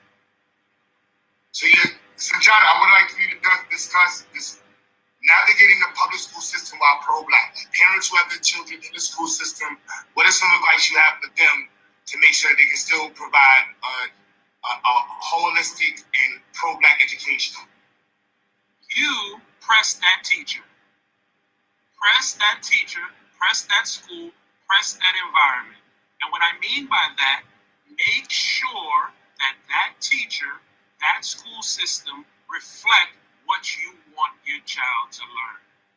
Ultimately, it comes back to the parent. Because for me, I am going to say this oath to you and to everyone here. I am going to teach them about their Black self. But again, I don't think I am in the majority in that. So what you have to do, and I'm using the proverbial you, not you, cute butter, the great cute butter, the proverbial you, what you have to do is make sure that that teacher from the first day, you should know their names, you should be in constant communication with them. And I know, like the great Nietzsche said, that, you know, we're working. I get that. We're working 2 or 3 jobs. We're trying to get by. I get that. But make one of your jobs your children's education. Whether you are homeschooling them or they're in the public school system, the way you can do it, and answer to Butter's question, the way you can do it, you have to make sure that that education that you want is demanded. No one is going to give us anything. We as Black people should know by now, no one give us anything. Everything that we've ever gotten is because we demanded it. Everything that we've ever gotten is because we organized for it. No one gives us anything. So what we have to do, and it's you have to do as the parent, you have to make sure that that teacher teach them about themselves. That teacher don't just wait for February to teach Black history. Don't just wait for that teacher to bring up the big 3. Brother Malcolm, he's great. We love Brother Malcolm. Martin Luther King, Harriet Tubman. Those are not the only people that have made a difference for our people. So don't wait for the school system to give you this. And I will go a little further to homeschooling. Homeschooling is a topic now that's becoming more popular, and I know the reasons why, and I get it. But if you're not equipped to homeschool your child, don't do it. Send them to Q Butter School. Yeah, that's what I was going to say. Don't just pull your child out of the school and say, okay, I'm going to do this. I'm going to be the teacher, and I'm going to teach my child. Yes, education is a difficult thing, but like myself, I've taken all of these trainings. I'm reading all of these books, I never have a summer break. I'm never on a break. I am getting myself prepared now for September because I love our people and I love what I do. But if you take out your child out of the school, you say you're going to homeschool them and you're not equipped, you're not trained, you're not able to do it, send them to Q Butter School or a reputable school that can educate that child. So go back to your question now, to circle back to your question, the parents have to demand the education that they want. No one is just going to do it for you. And I just want to touch on one thing real quick. One of the things that I heard mentioned in some of these topics, and I didn't hear it explicitly, is about identity. Many of our students, they don't know who they are. Us as adults, we don't know who we are. And when we don't know who we are, we don't know about our greatness, then anything that comes our way, we just accept it. Many people don't even like to say that we're African, that we're Black people, that we're people who come from Kemet, we're people from the Nile Valley. Many of our teachers don't even know this. So in order to get the best education possible, I think we have to know who we are, and we have to instill that in our children. We have to instill a certain level of identity. So in order to navigate it, parents, educate yourself. Educators, educate yourself. Teachers, educate yourself. And then bring that out to our people. And I would say this, Q, when you can be pro-Black, when you can be pro your people in the traditional public school system, you can get backlash. You can get written up. You can get extra walkthroughs. You can get pushed out. But to me, I said a long time ago, I don't care. And I'm going to teach it because they need it. And that's just the way I carry it. And it's something that I've gotten pushback on, but I don't care. And I'm sorry, just real quick. I remember one time I said, you know what? To Michi's point, so all the kids that get suspended, all the kids that get written up, I said one year, I'm going to take them to the Metropolitan Museum. For those of you that don't know Metropolitan Museum and not from the New York area, it has a lot of our African artifacts stolen, which that's in the museum. So I said, you know what? I'm going to take all our children who are suspended, who so-called get in trouble, who are going to get pushed out. I'm going to give them some knowledge of self, and I'm taking to the museum. You know the teachers gave me pushback on that? Why would you do this? You should bring security. You should bring their parents. I said, no, I love my people and I'm taking them. And it was the best trip that I ever had with my students. Yes, I had to have one teacher hold the left hand of one, the right hand of one. Yes, I had to make sure that they weren't fighting on the bus because it's like 90 minutes from where I am to that museum. Yes, we had to do those things, but what I love about that trip is when you look at the picture of us, you don't know who's been suspended, you don't know who's being pushed out, you don't know who has issues in the school system, because I said I love these kids and I don't want them to head out into the school to prison pipeline like Michi is talking about. And we need more teachers like that, and sadly, we don't have enough.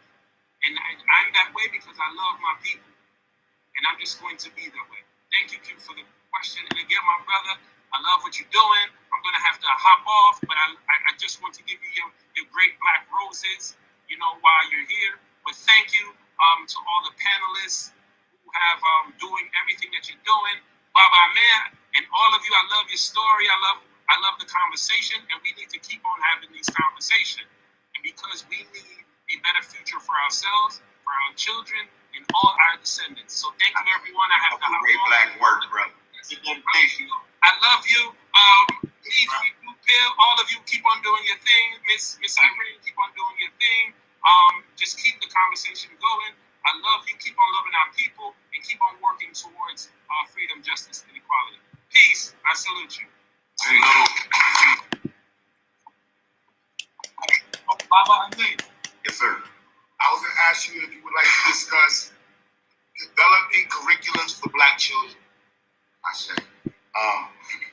And I'm going to tell you the beauty about homeschool. starting a private school, taking matters in our own hands, is that we have the freedom. You get to exercise freedom. You get to build the curriculum around your child rather than trying to mold your child to a curriculum, which is what's going on in the public school system, right? And we actually do a homeschool coaching, right? And in that, I talk about 5 steps when we're developing a curriculum for our children in a private and homeschool environment. Number 1, know the laws, know your rights, and know your power where you are. The laws are different in some states. So for example, in Texas, when they integrated, white people did not want to go to school with black people. So Texas has one of the strongest homeschool movements in the country. In the state of Texas, you can pull your child out, check one box, say homeschool, and you're done. No state test, nothing. Print your high school diploma out at the crib and go on with your life, right? But in other states, it's not like that. In other states, they still require you to take a state test, even if you're homeschool or private school, right? So know your laws, know your rights, know your power. Next, you got to unschool your mind. If you're developing curriculum for our children, you have to, number 1, don't try to mimic public school. The way their system doesn't work. So some of us, when we homeschool, we think, okay, but they got to have class at 8 and we got to get out at 3 Monday through Friday. No, you don't. All right? Unschool your mind. You have the freedom and the power to be creative. You are private. So your child's education is now your business, right? You don't belong to the state. Okay, the state belongs to you. All right. So you have to train your mind before you even get into developing curriculum. You have to feel freedom in order to do that. If I'm making sense, right? And then know your child and build your lesson. Trust yourself when it comes to your own baby. Don't nobody know your baby like you. Nobody. I don't care how many certificates that counselor got on the wall. Nobody knows your baby like you do. All right. Cater to and speak to your child's strengths, not your child's weaknesses, right? So don't go into curriculum development worrying about what is he doing wrong. I gotta fix that. No, first find out what they do right and build on that, because that's gonna be the foundational piece. You got a baby that's good with their hands, it's time to build, right? Let's face it, y'all. Some of us don't use trigonometry, calculus, all that kind. There's a lot of stuff you learn in public school you're not gonna use in life. Focus on your child's strengths and build around those strengths. Build your lessons around your child's interests and your family's core values, right? So when you homeschool, this is your opportunity to reinforce what you teach in the home. You can reinforce that and build that into the curriculum as well. And that's one of the powerful aspects of African-centered education. You know what I'm saying? Is that we're building around our children's culture, but you also need to build around their interests as well, right? So you have to communicate with your child. We have to communicate with our children when it comes to creating curriculum, right? And then good documentation. You got to be prepared. You have to plan what you're going to do. You have to implement your plan. You have to assess, how did it go? You got to be honest with yourself, right? Don't deem yourself a failure, right? Fix it, all right? You got to know what you did wrong so we can fix it the next time. Keep good records and institutionalize yourself. Institutionalize your homeschool. Give it a name. Give yourself a shield. Create a family crest. This is an opportunity to bring the family together, and then recognize that culture to humans is like fish to water, right? So if you're going to teach math, we need to find examples of our interaction with math.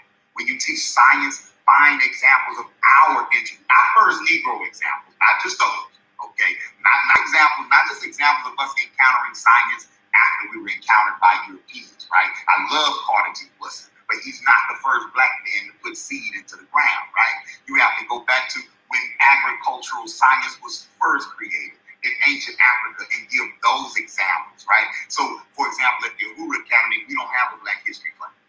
Not at UASC, not in our online program, not at PCLA. There's no Black History class. Our story is woven inside of every course. Every course, you're going to encounter yourself. You're learning science, you're learning engineering, but your examples is African engineering, right? If your primary foundational examples. So when you're building curriculum, keep culture at the forefront. If you're teaching word problems, if you're writing or creating word problems, right? Use our names, right? You don't have to say Susie.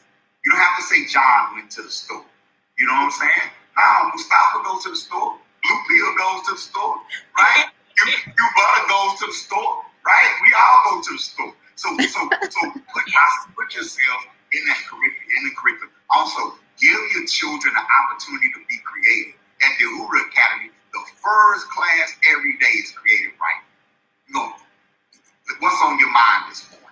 Sometimes it's student choice. Write whatever you want to write about this morning. You just have to write. If you don't want to write about why you don't want to write. You just have to write. Some days I may give you an African proverb and we'll do a little discussion and you write what you feel about the proverb. Then we get into our math, our science, you know what I'm saying, our STEM programs, our coding, right? So and also when developing curriculum for African children, right?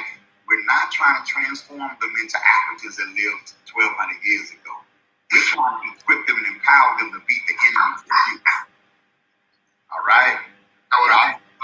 So do your research. Where are the careers going to be? Where is business going to go? Right? So, for example, coding to me should be taught just like English, literature, whatever. Coding needs to be a language that's taught. They need to get behind it because they need to start writing and creating languages, computer languages, and that sort of thing. You know, and so we have to make sure that we're on the cutting edge and that we're looking to the future. You know, Sankofa, we build upon the past so that we can move into the future. So I hope that answered the question. So when building, and there are a lot of resources out there. I recommend Kamali Academy. Dr. Kamara does a lot of great work. I know that in the Zayax Institute, I know Q, a lot of stuff you had to create. Well, it's time to curate what you've created. You know what I'm saying? And make that available out here for those who are journeying into homeschooling, independent education. You can call the Uhura Academy. We consult and we help people build curriculum. I don't believe in one set cookie cutter curriculum for everyone. I believe that we need to be in the process of creating curriculum based on our goals, based on our needs, our regions, our languages, our culture, that sort of thing. And then that day is going to come. We're going to have this big old pot of lessons that we curated that'll educate the globe. So that's how I feel about that. Black power. Black power. So I was gonna add. So I know a lot of people are against the core curriculum. I'm actually a fan and proponent for core curriculum. Why? For me, communication is essential with education, but it's a view of it. So I have like more of a machine cookie cutter view, you know, a little bit more mundane view of education to some sense. Maybe come across as a Marine. It's like you just gotta do push-ups. That's just what it is. You just gotta practice. Like he would be like, look, at the end of the day, you gotta do your multiplication, you gotta write it down. Whether you wanna sing it, write it, tap dance, draw it, you gotta remember 3 times 2. However you figure it out. Now, I know that's creative. Like, no, I'm gonna get 5%. The what can be similar, but the how we have to have room. The how, exactly. You know, and so the parents, I think, what got mixed up was that we have white folks telling us what we're supposed to know, and then telling us how we're supposed to know it, and then how to teach it. Now it's really about the expectation. So the core curriculum is literally just the expectation of what someone's required to know. And so for me, like I became an audio engineer, and the only reason I was able to become an audio engineer is because I understood how to take the core curriculum and teach it to myself. And so if you want to become a veterinarian, you know, you look at the core curriculum and you know standards of requirements that you need to know to profess that you are this. See, those are region development-based core curriculums. Those are empowerment-based, skill-building core curriculums. You know what I'm saying? Not a core curriculum that's just teaching you basic reading, writing, and arithmetic, but not sending you in any particular direction of focus, right? And so we definitely need more of an end-game focus when developing our curriculum. If you have a baby that's in love with airplanes and that loves to fly, well, yeah, of course, you need to learn nouns, verbs, and adjectives, but let's learn noun, verbs, and adjectives that are related to piloting and aviation science, right? So let's blend those goals in with those core skill sets that you need and allow our children to study different tracks. I want to be a doctor. I'm on this doctor thing. All right, let's learn about that. You need a vocabulary based on medicine. You need might come to you and say, you know what, I don't want to be that no more. But now I know why I don't want to be it, because I studied it. So now let's go somewhere else with it. So a vision development focus, an empowerment-based focus is key when developing curriculum for our children. And just to add on too, so Brother Robbins, Mr. Robbins is like my code mind when it comes to like knowing the like. I know he got his hat upside down in the loft, but he knows all the little codes, all the little codes in the school system. Like he knows all the little terminology. I say it. And so like interdisciplinary goals setting. But see, I find a lot of teachers, so parents, homeschooling is more than just history. Right. So let me just say that, right? Right. Science, they got to know how to write, they got to know how to read, they got to comprehend what they know, they got to know social studies, they got to know STEM, they got to know these other things, not just African history. And most of what people want to know is like 1500 to actually most people go backwards. They usually go from like Egypt to 1500s, and that's like, we're done. So there's a lot more information in, and the goal is to develop a person who can actually produce for society. Spiritual development as well. So all these spiritual development, mental development, all these things go into someone who can produce for society. So that's how I wanted to bring up how all of these things connect. And our institute this year, we pushed social studies has to connect with math, English has to connect with this part. All of these things have to connect. Right? Sciences, but I know Robin, you can give it to him a little bit more, properly. I don't think I'm saying it right. Yeah, you're doing a good job, man.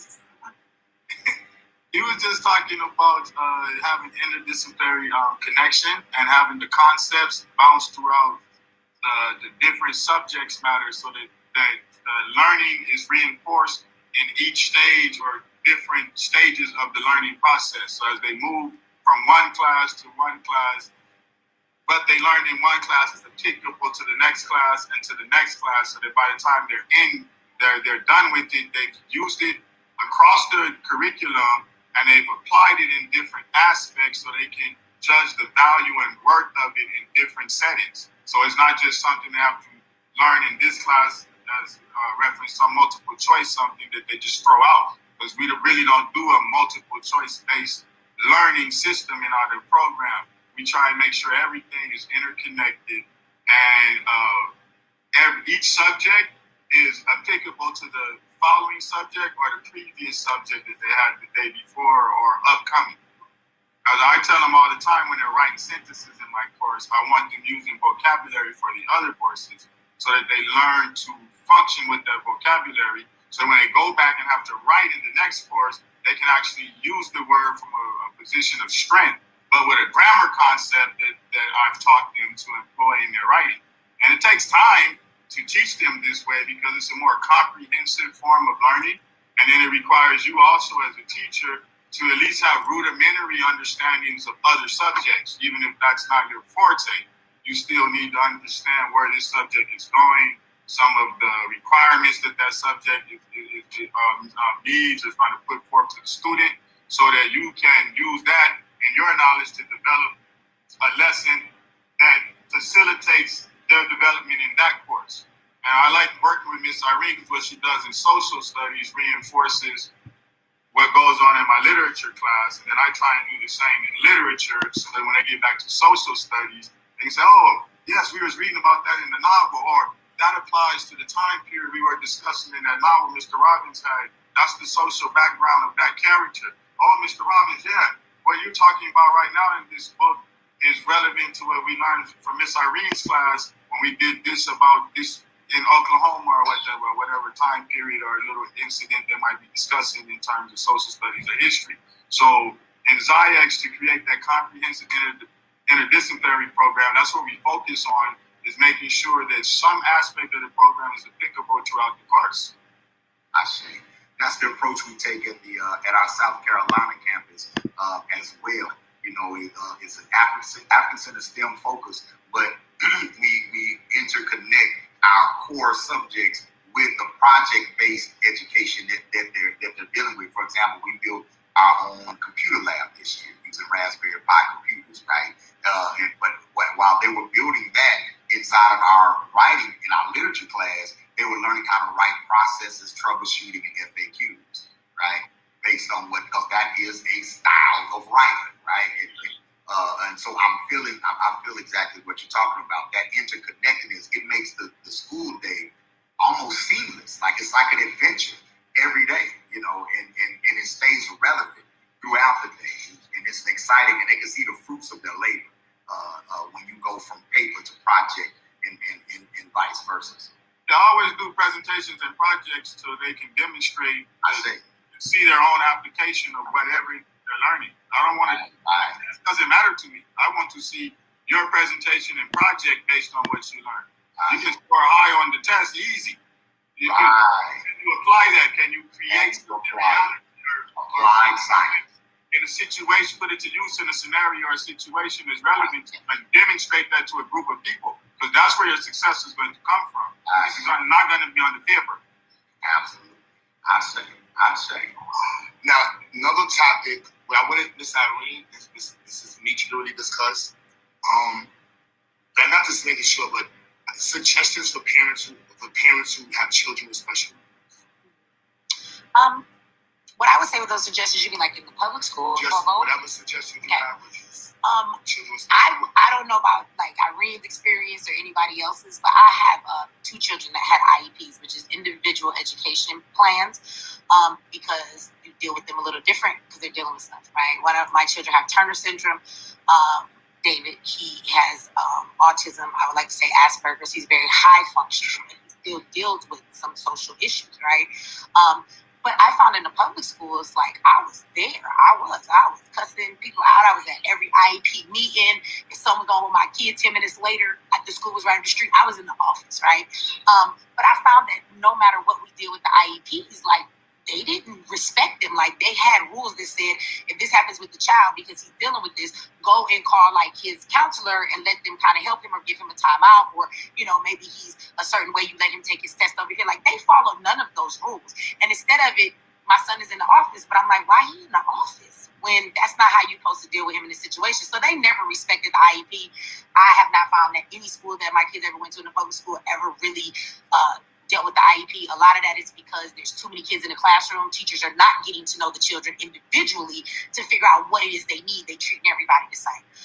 As far as the homeschool aspect, what I would say, I've had a lot of people even on my channel ask me, you know, I have an autistic child, can they go to this school? What I will say is what people have said plenty times in this conversation this evening is that your child's education is your responsibility, right? And so what I would say is, if you were to put your kids in SciEx, right, they're going to help your children with all of the, you don't have to be a science teacher, you have to be an English teacher, they're going to help teach your kids, right? But you do have to be there and be present. When something is going on the other side of that computer, you have to be there to help your child deal their way through it. You're going to have to sit down and maybe help them with their work. Whatever their disabilities are, you have to be willing to help them with that, right? And so I would just say that's the biggest thing. Like, this is your child, and if you care about their well-being, a lot of parents, like what you said earlier, like we will send our kids off to the public school, and it's just a place to watch and babysit your children, and you're not really involved. You're not going to homeschool your kids and not be involved, right? So just know that you're going to have that involvement. Say it again. You're not going to homeschool your kids and not be involved. And don't think as SciEx, you can do the same thing. Because what I'm saying is they might teach your children, but guess what? If you're not in the room, how you know your kid got their camera on?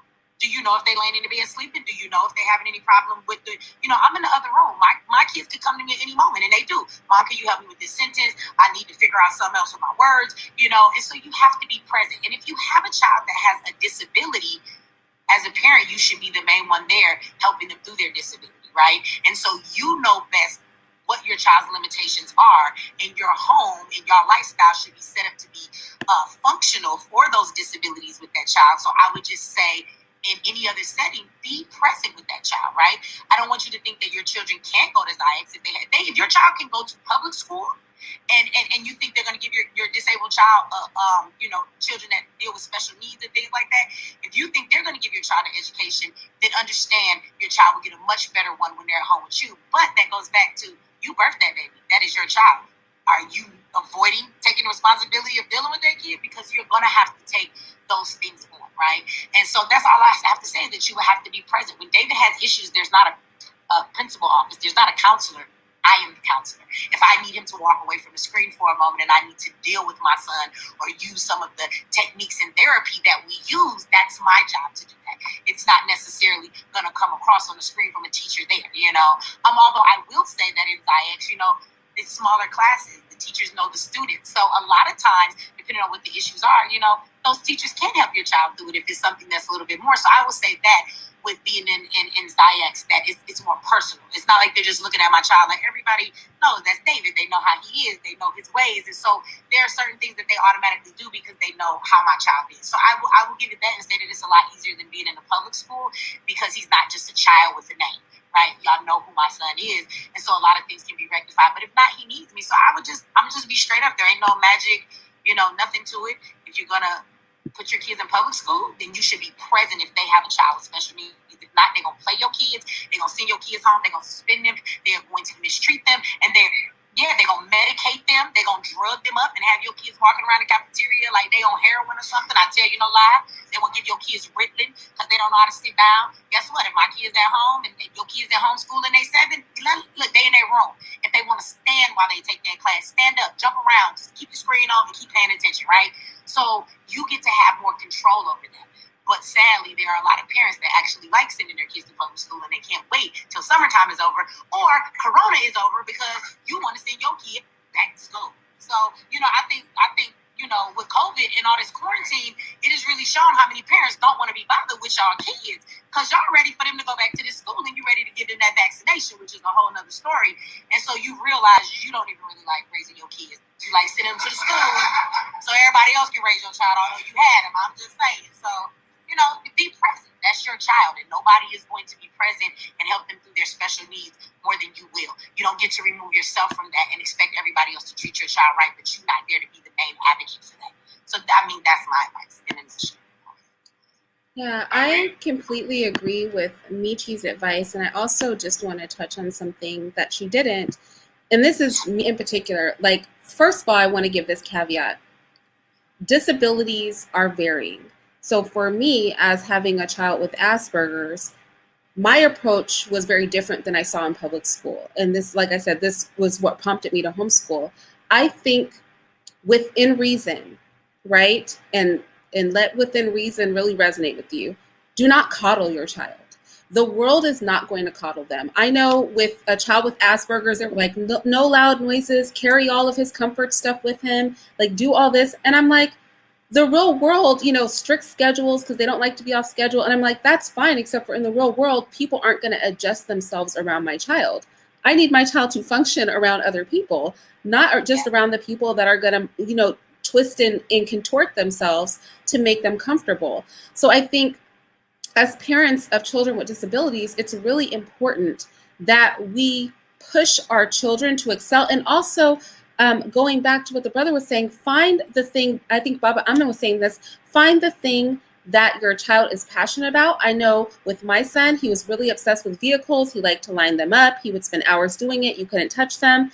And then morphing that into an interest in engineering, right? Morphing that into an interest in something else, developing that, and also refusing to let him act on impulse. A lot of times when our children have disabilities, we feel a lot of compassion for that, and we feel really protective over them, and it can actually stunt them. And then we also feel defensive when that child is challenged. So in the Institute, several of my little kids in the younger class and some of the older kids have some learning issues, right? And the learning issues vary. I push the kids. My demands are similar for those children within reason. And the pushing, you have to allow that. You can't be on the defensive. You can't coddle your child. They will not grow. You'll stifle them. And you have to really make a decision. You're not going to be able to take care of that child forever. Do you want them to function? Do you want them to be able to navigate society? If they have a disability where they're higher functioning, I mean, most people talk to my son with Asperger's, even professionals at this point, and you would never know. You would never know. But that came because at some point I had to make a choice that I was going to let him be normal, and also within reason, not broadly advertising that your child, has a disability. there were years that my son did not even know, because that was not my introduction. Oh, this is so-and-so, he has such and such. Because then that morphs the way people deal with them, and it adjusts their worldview and how they deal with other people in an educational environment. So I think we need to just raise our standards and raise our expectations for disabled children, not coddle them. And that's pretty much all I would add to what Michi said. Somebody said in my chat, they said that they mentioned ADD and ADHD and that's different from autism. So, I mean, we're speaking to I just want to address that and say we're speaking to the disabilities that our children have. But I also want to say that on some Umar Johnson kind of stuff, like that ADHD and ADD, sometimes they be lying to you, sis, or brother, whoever you is, like, I don't know how old your child is, but it's natural for children not to want to sit still. It is natural for them not to keep their focus for very long. It is natural for them to be all over the place. Like, that's being a kid. I find it very interesting that they penalize our kids for that and say, oh, give them written, right? And have your kids drugged up in school. Because I actually have a daughter. My daughter has been diagnosed with Turner syndrome, but she also was diagnosed with ADHD, right? And they would give her written. And the truth is she hasn't taken that drugs in years. And she is 17 now, and there's nothing wrong with her. She was being a child at the age she was supposed to be a child, right? So sometimes I think we need to stop taking people's assessment of what's always wrong with our kids, because white schools now have these desks that allow kids to pedal, because they've discovered that white children need this motor skill going on, and they need to move around, because just sitting still doesn't work well for them. So they need to exercise it. But I want you to go to them ghetto schools and ask me if you see one pedal desk in that mud, much less some running water. So I just need, they spit so the kids can pedal their feet, because the kids get agitated at a certain age. But your black kids get told they need drugs and that they have a problem when they're just being a kid. So I just want to say that about bringing that up as a disability. I don't always agree with them on that. I think they lying to you. Sometimes, depending on the situation, your kid is just being a kid. So I just want to know that. Can I double down on that and say, a lot of times we have kinesthetic learners, right? We have children that need to be active to really learn. My eldest is that way, and if you're not homeschooling and you have a child that's in regular school, I went to his teachers and I was like, I'm going to give him a squish ball. I'm going to give him something to do. He's going to need to be able to do it in your class, because I picked up on that when he was young. I would be teaching him his alphabet and he'd be running all over the room, but he'd be yelling out the letters. So, I mean, what do I care as long as you're learning? So, we have to also recognize a lot of times these children, like Michi said, are normal, or they're kinesthetic learners, which means they are active learners, and they're being pathologized, and that is very problematic. Black children are grossly misdiagnosed when it comes to behavioral or mental health issues in the class, learning disabilities in the classroom. It's a racket. I mean, it's monetary incentive. The school gets double the subsidy for children that are declared learning disabled. Pharmaceutical companies get in on the game. They get contracts with the Ritalin and the drugs, and now even parents can get a disability check as long as you ride along. Talk about those checks, Baba, because some people send their kids up the river. We actually had an issue with a friend of mine at an alternative school. We had an issue one day where she went and got drug tested. The student mama took her to get drug test, because the check, you got to flunk the drug test, okay, in order to get the check. I mean, passing the drug test is having a drug user system. She didn't have it in her system, man. Her mama must have beat her or tried to beat her from one side of school to the other, because she didn't have the drug in her system. And to watch the baby cry saying, "Mama, it makes me sick. It makes me sick when I take it." Watching her cry and get beat because she's messing up the money. You know what I'm saying?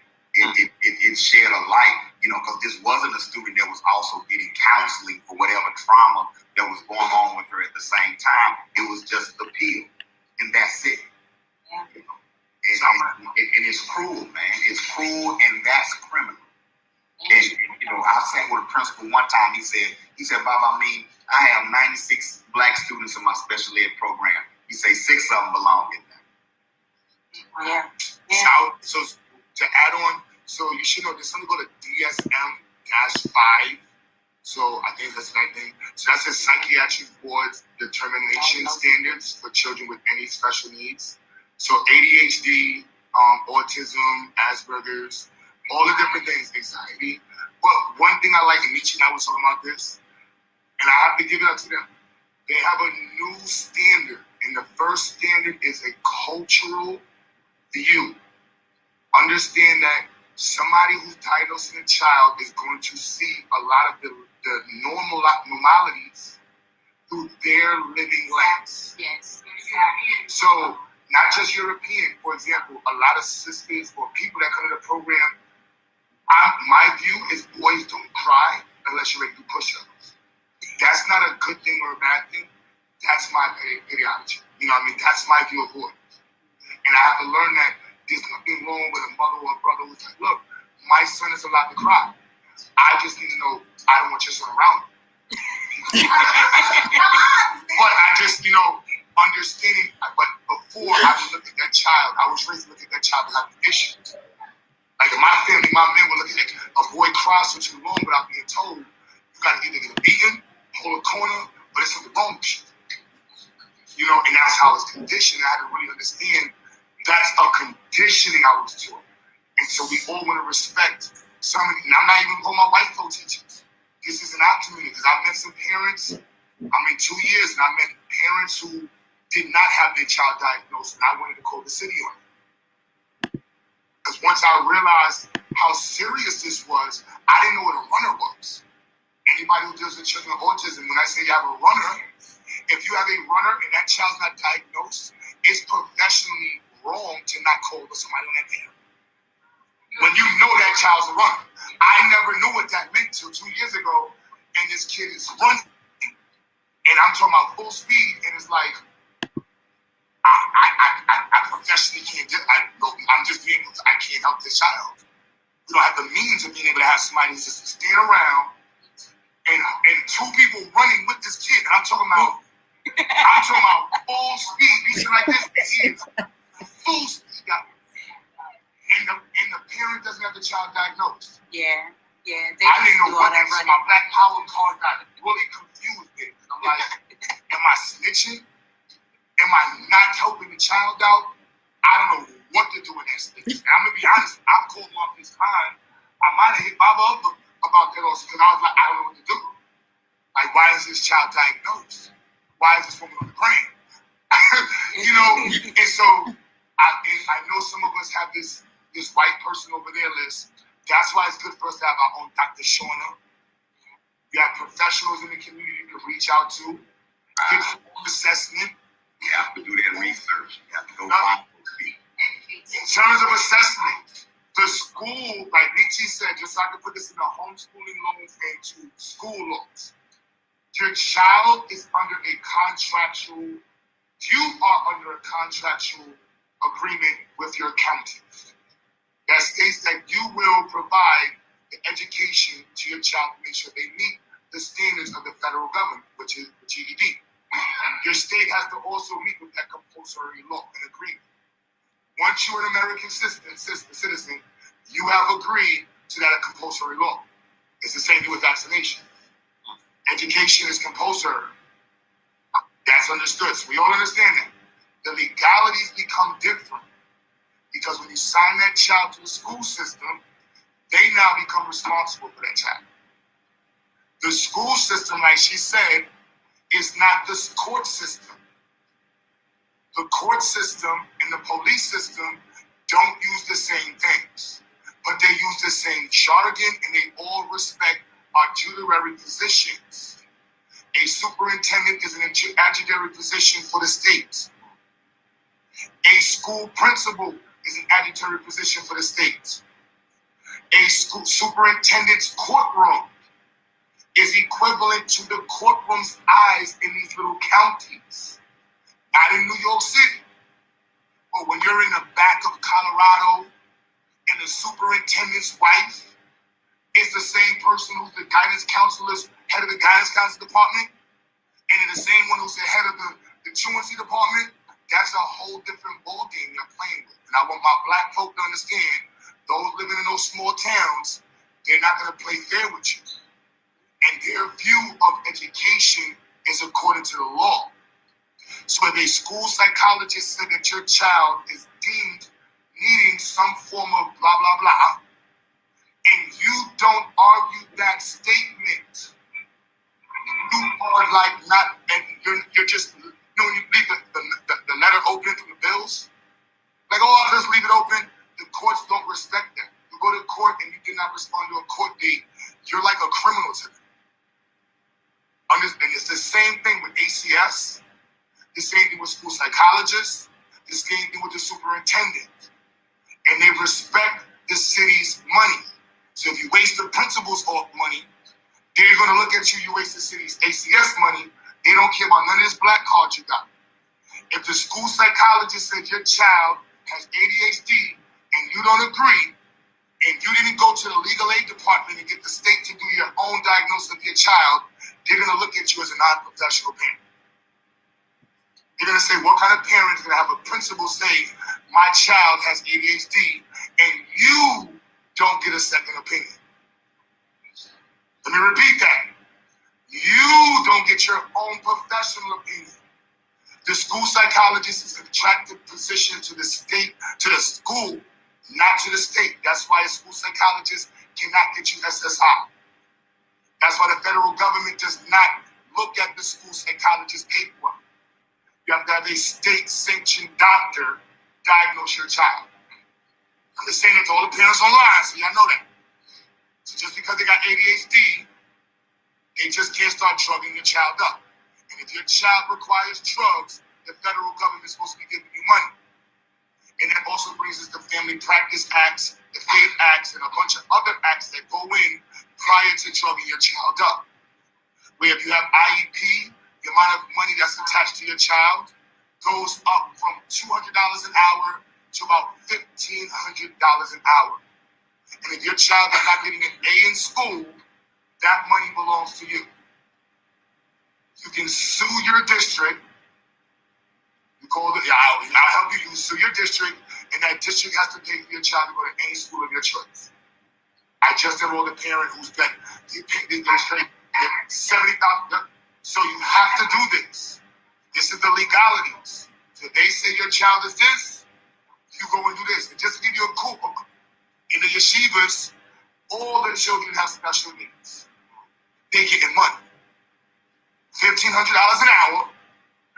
Jewish-owned school, Jewish-owned director, Jewish teachers. They like, look, I'm putting cases on all of you. You all got special All you got special needs. And they go with 21, but we need this money till 24. Who you think pushed the case in New York to 24? Who you think was pushing the case in New York to 24? They're like, no. Special need, SSI, you get to 24.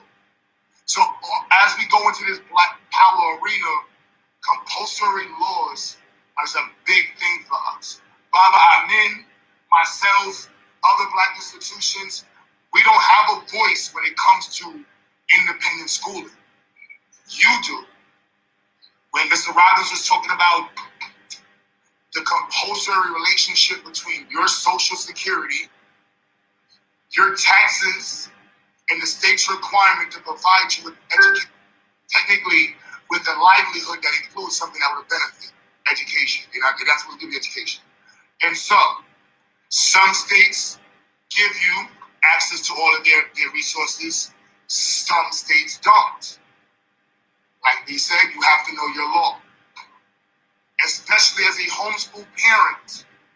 Because if you're in a state that has full privatized homeschooling, they will not help you with your child with special needs. You have to go to SSI.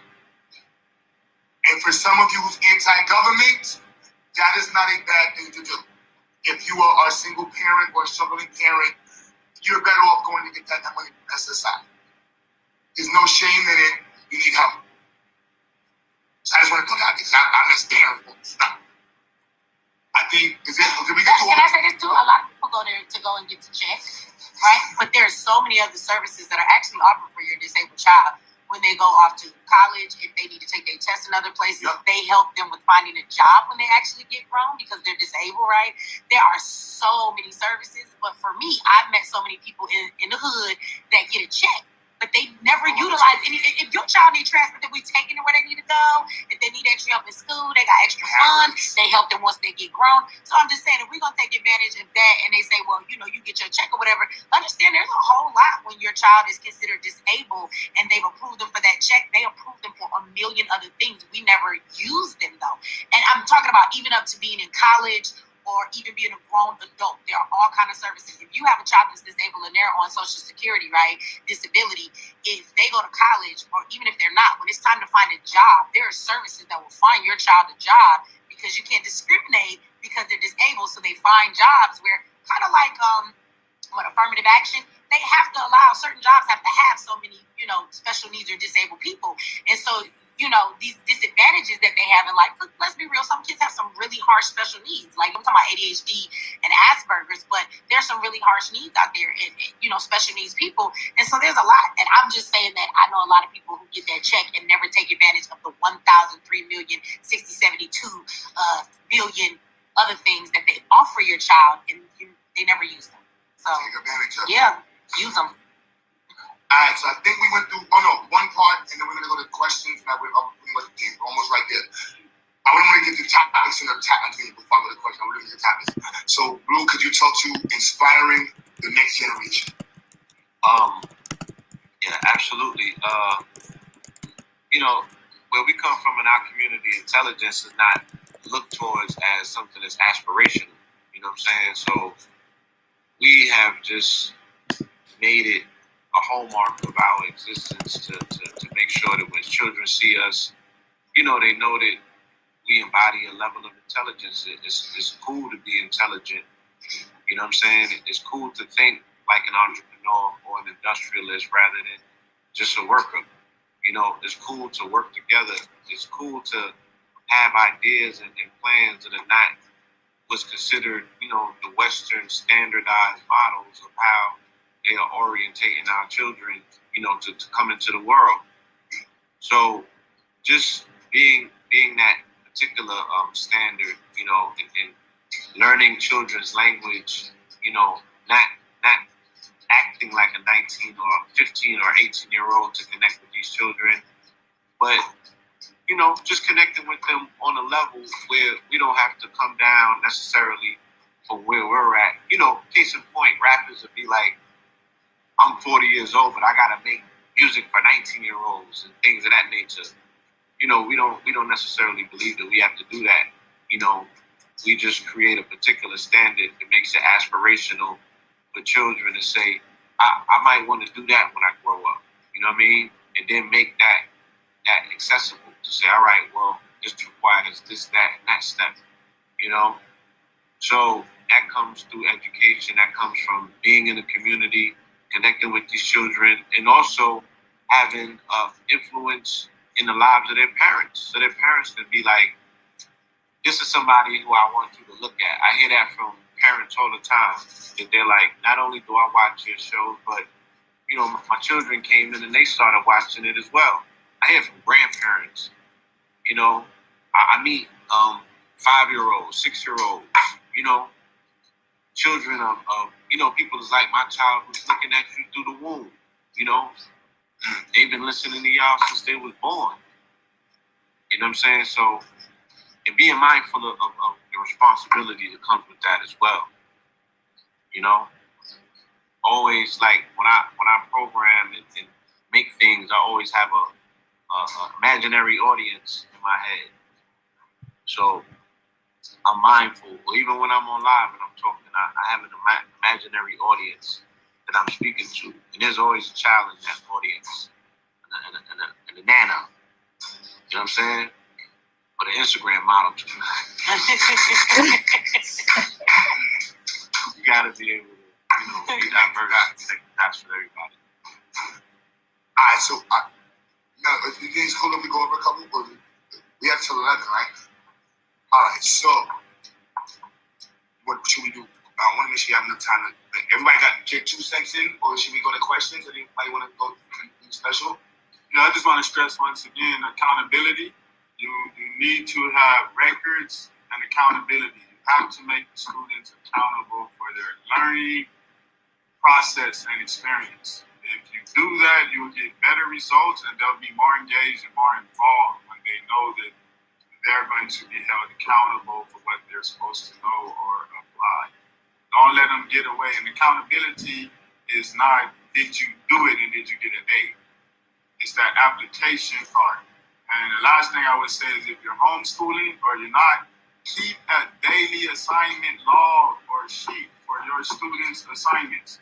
This way you know what was taught that day, what they did or did not do, what was required of them, and see the progress. And you can also see when you have to reteach it or it's being retaught by another educator or facilitator.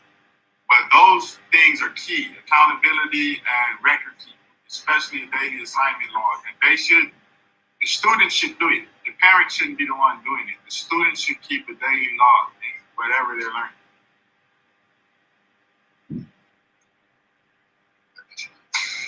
I guess I want to say this real quick. Somebody said in my chat a while back, how do you homeschool your kids when you got to work? I want to say to you, as you talked about, you asked me, as far as the future and our youth. I would tell you that if you've never thought about starting your own business, this is probably the time. I think there's a lot of things that we don't do in life. And if your kids don't motivate you to do these things, then I don't even know why you have some kids. I'm just be real with you. You're sorry and you shouldn't be a parent. I'm just being mean and just being real, because at the end of the day, and I know people might say, well, starting a business ain't easy, but you're in a new day and age. Yes, it is. If you are online watching us right now, you on something that can make you a whole lot of money. I don't care. Drop ship something, white label something, affiliate market something. I don't know. Go on Instagram. You always on go live until they monetize your videos and turn on your badges or something. Okay? It is too many ways for you to make money today. And if you ain't sure how to use online and you the older parent, go get your babies, because them babies know the social media more than you ever could. Let them help you with that TikTok and go ahead and sell them mink lashes. Do something, because it is too easy this day and age to make money online. And it's not about a brick and mortar building. And it's also not about somebody even knowing what color you is or who you are. They're just there for your product. Find a sweat bill, something, some furniture. You can drop ship everything. You don't believe me?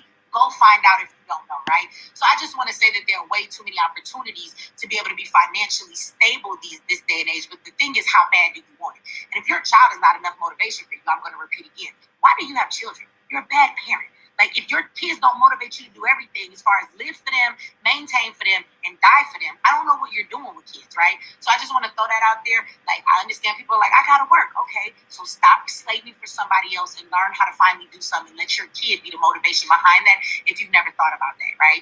And so I'm not up here to, say nothing about my Google. Google how you make money online. If you ain't got no money to pay for a course because everybody and their mama teaching you how, Google it, dude. It's your free. Or start a business with your child. You know what I'm saying? I got 12-year-olds that have taken my class to teach. That could be part of the curriculum. That could be part of the homeschooling, starting a business. I have kids that have websites, right? There's so many, like she said, there's so many opportunities, and with our inquiry going out into the world, we find all this information and bring it back, and primarily it's for the children, because they're the ones that can connect with this to get it. They get it like I gotta explain it over and over. Do it with them, make it a family project. Yeah, but the children get it, and they're excited, they're engaged, because this is where they're at. You're meeting them where they're at. You know what I'm saying? With the parents, you probably got to come all the way up here, but the children get it. And then if you make it a project, you know what I mean? If you make it something that's interactive, where they like, okay, I handle the accounting part of it, I handle this, but you handle the front end. You be the talent. You know what I'm saying? Like, all of this is applicable, and you can literally, build your family business, and your children can probably help you retire. Can I add on to that? Just speaking to women, because we have a high concentration of single parent homes that are female led in the Black community, and some of these women are very impoverished. And so if you're a woman who wants to homeschool, but you really are very poor, and let's say you're receiving some kind of social services assistance.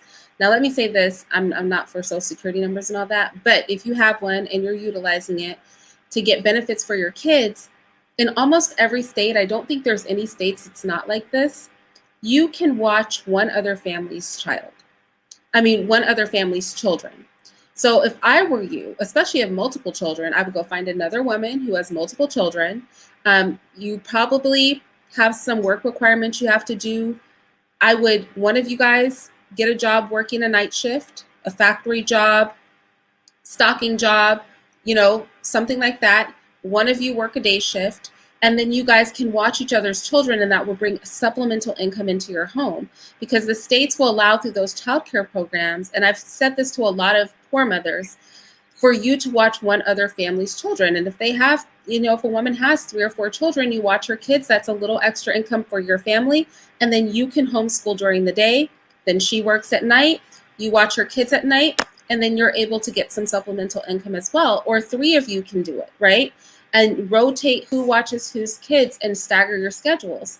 I think this is something that's very effectual for poorer families, especially because of the fact that you have more flexibility with your work, right? Because it's not as big of a deal if you can find another position doing something or changing shifts and things like that than somebody that's really stuck to a 9 to 5. So in addition to the entrepreneurial aspects, because I do think there's a lot of ways to hustle and make money, you just have to look for those things.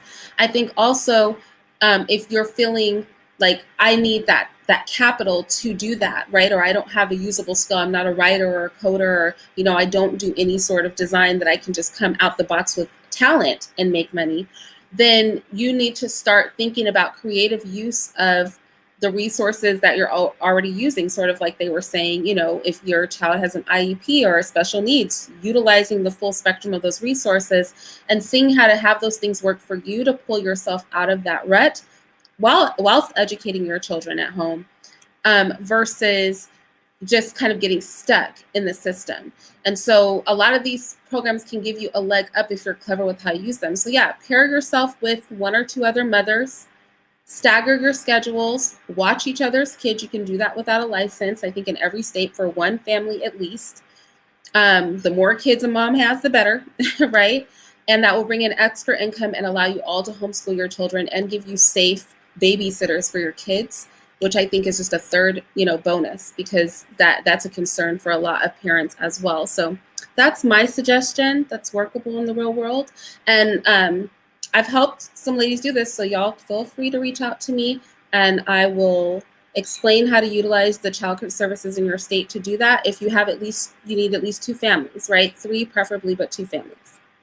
And it's legal. It's legal, y'all. It's not a hustle like that. Look, I want to say this to the people in the chat, because some of y'all feelings, and they like, so you're a bad parent. Let me rephrase what I was saying.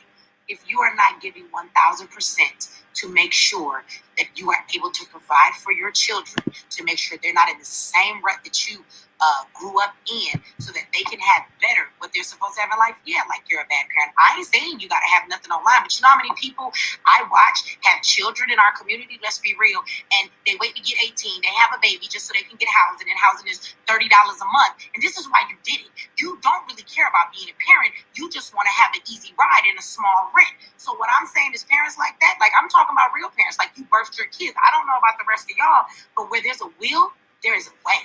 I watch crackheads find a way to get crack when they ain't got $1 in their pocket. So what I'm saying to you is that for everybody that says right now I'm in a bad situation, but I know that my child can't stay in the situation they're in, what I'm telling you is that as a parent, find a way, even if the way that I'm suggesting is not there. Do you have a family member that can help these kids stay at school? Is there somebody that's at home anyway, your mother, a grandma, or somebody, right, that you can get to do these things, or find a way to elevate yourself so that you can. And all I'm saying is, if you're okay, right, with staying in those situations and not doing anything to work towards that goal, then yes, something is wrong with that. But if you're actively finding a way, trust me, I've never met anybody in life that is determined to do something, and if they keep putting one foot in front of the other and taking a step and taking something every day to make it happen, sooner or later, guess what? It happens. So I hope I've clarified what I meant. Get out your feelings. If you feel like you're a bad parent, that has more to do with you than me, because that's not what I meant in the comment, okay? Are we taking questions? Because my chat has a couple of questions. Y'all have anything y'all want to add? Let's do questions now, because I don't want to forget. Let's do like a little half hour on questions. Is that cool? Maybe 3-4 questions? Mm-hmm. So make sure I know you want to go first. It's a 2-part question. the first part is when we are dealing with parents who are coming from a public school mindset. And I know you and I will talk about that, right? Getting them to be more involved and not have, well, I set my child up for it's on you and I'm how we help overcome that mindset. Because we try to pass over their feet to the fire and how they get into their view. The other side, I know Ziax provides social service. And Marshall is very helpful people when it comes to this side. But they provide social service to so many families. How do we implement that? The school, when they do it, they're ready to call DHS and say, oh, these parents didn't have food or this. But when they open their doors and give the social service side of Ziax, and say we're a full service community, number one, how do we get people to embrace that without abusing it, right? Because they have taken on people's children, and we have tried to overcome the plans of my child's got all the excuses, right? So how do we walk with them, right, until they're able to, okay, now that's because people just let them just walk and just walk and won't say nothing. And I'm like, yo, they're taking their kindness for granted. These are gods that just don't know. And how do we implement that and kind of overcome some of our community's mentality of, well, these are my people, so I feel it's okay to take advantage of it. You tell them it's not, and you just straight up do that. See, Q be being too nice, so Q just needs to hire somebody that's okay with saying, these are the rules, you will not break them. If you do, we're going to kick you and your kid out because we ain't got time to be here till 11 o'clock, ma'am. Don't you know that I'm here all day and all night? I want to go home. Don't I have kids too? People should stop. People only going to do what you let them. And so we've had this conversation plenty, and it's like, don't let them take advantage, because I find some of these parents expect them to be like the public school. They bring the kids there, and they're like, oh, great, this is a babysitter. And instead of picking my kid up at 3, 5, 6, school goes late. 6 o'clock when school is over, guess what? I'm going to come at 10 o'clock. What is wrong with you? They would do that one time to me, and they would never do it again. I might not even let their kid back in, and they come until their parent signs this paperwork, and we have an understanding that you know what's going on here, ma'am. So, again, I just want to say, I think that we have to set structure and some rules to that. I think that that's the solution to that, right? Make it clear what people can and can't do, because whether it's black or white or anything, I've learned in life people will do what you let them, right? So you just have to make it clear that, so that they're not taking advantage. I mean, of course, we're here to help, like you said, in a whole full, program that we help with a lot of things that you need, not just the schooling. You're right. We're like a family. There's always somebody over there as Ziax in the building, right? And when we get here in Atlanta, I'm sure it'll be the same way. But there comes a time, like, we want to close the door. We want to go home. Like, you have to take more responsibility. And I just think those are the parents that somebody need to shake them and be like, look, take responsibility for your child.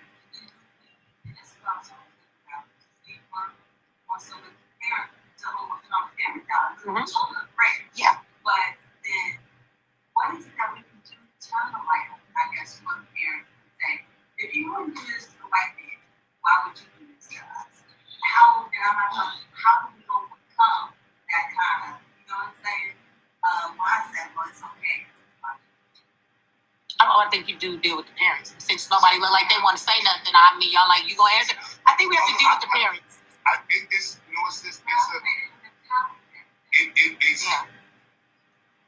I'm a nurturer, and I'm very blessed.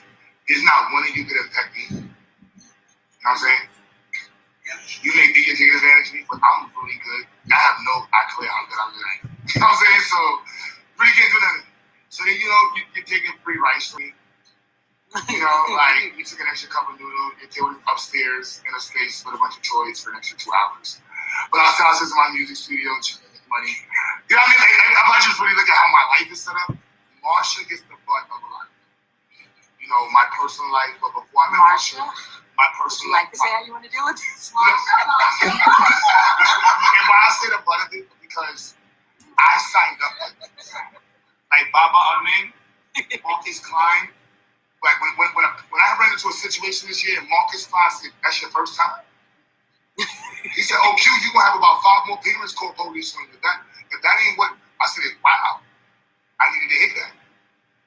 You know what I mean? Like, this is the reality of the situation. When I spoke to my high school principal, he was like, yo, Q. They shouldn't even feel comfortable You see what I'm saying? It's just the business. Like when somebody got shot in my studio, right? And the cops came in and it was like, wow. And the person, the cop was like, you know, you've been here for 5 years and nobody's ever got shot here. You're doing good. You're doing good. And then he said, you've been in business for 15 years and nobody's got shot in your business. And they got corner stores. They got nightclubs. It don't matter what name you put on that. Every 6 months, somebody gonna get shot underneath that window. I'm not. You go to Eastern Parkway, or the East Empire Boulevard in Bedford. You go to church in Linden. You go to any one of these spots. Am I lying, sir? Am I lying? It don't matter. And they will keep putting the nightclub in. So they know it's not because they want to make money, but they're like somebody's going to get shot. It's going to happen. So why I say to say, our community needs a level of nurturing. When I hear how some of the sisters and people complain about our brothers, and I think about how lax or how little support we put into the community, you know, and how much support I had, like, I'm a testimony of support. Like, I'm a walking cushion of support. Y'all don't know what support I got, but I know how much support I got in my life, and I'm extremely grateful for it. So when the woman came to my house with 10 kids and was like, I just need some food for one night, and her baby father was sleeping in the car, and then 2 more kids came out of the car, and all of a sudden she had a warrant, and all of a sudden she was like, all of a sudden the kids was hungry, and all of a sudden they had one, and all of a sudden the baby father was on the run too, and all of a sudden he was beating them, and all of a sudden I got the hell out, and all of a sudden it was at my mom's house in Kentucky. I don't know how I didn't know how she got my mom's address.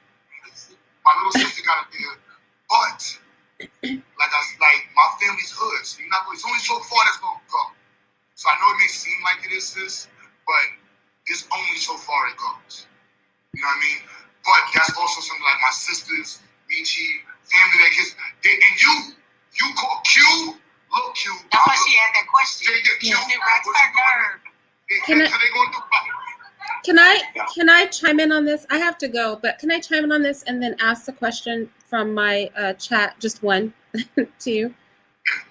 So I want to say this. When we're dealing with, and this is not specifically speaking to Zayek's parents, just in general in the community, when we're dealing with negligent parents and we have parents that are comfortable leaving their kids places past when they ought to be there, the thing that I would always say to myself in that position, and have said to myself in that position, is better me than someone else, right? I know me. I know children are going to be safe with me. So if the child's going to be neglected or the parent's going to drop the ball, I would rather that child be someplace safe than wherever else they're going to end up if it's not with me. And I think that, I'm not saying don't set boundaries and all that. I'm just saying that sometimes the biggest battle in cultivating and protecting children, and this is just keeping it real, is the parent. And at the end of the day, they're going to end up somewhere. That parent may tighten their ship if they can't utilize you, but most of these parents are crafty and will just find somebody else to use. So it's like, where do you want that child bounced? We know there are some rates of harm to children in our community that are far too high. And so ultimately, it's better that, to me, a child is in a safe place. And if we have the bandwidth to allow that, then I say that we allow it. And then the question from my chat was just that, what about socialization? And if you guys don't mind, because I really do have to go, I'll just give my 2 cents and then y'all can address it as well. But I think with public school, first of all, it's a false socialization. I really want to express that. There is no time in your real life other than in public school that you're in a classroom or any environment with 30 other people that are your exact same age. That's not even preparing you for the real world. In the real world, you're surrounded with people of varying ages and varying situations. That is false socialization.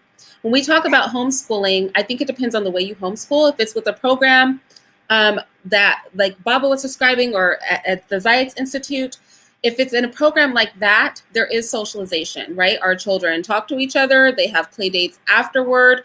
We're connected visually. There are physical facilities. There are remote facilities. So that socialization definitely happens. And because in Zayek's particular, the classes are staggered and grouped together, there's a wider range of age groups and intellectual levels. And that actually is a healthier and more natural socialization. So it's funny to me when people say that about homeschool, and also homeschooling parents tend to take their children out into the real world more. Homeschool kids can hold a conversation with an entire adult and intellectually be with them a lot of the time because they're used to dealing with people of all ages, from the littlest to the biggest.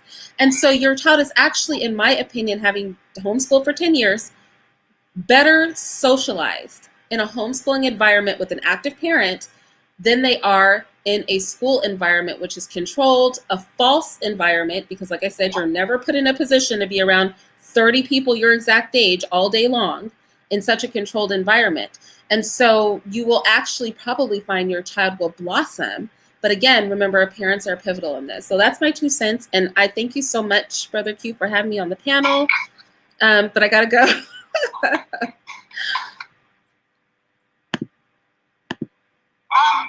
I know you want to.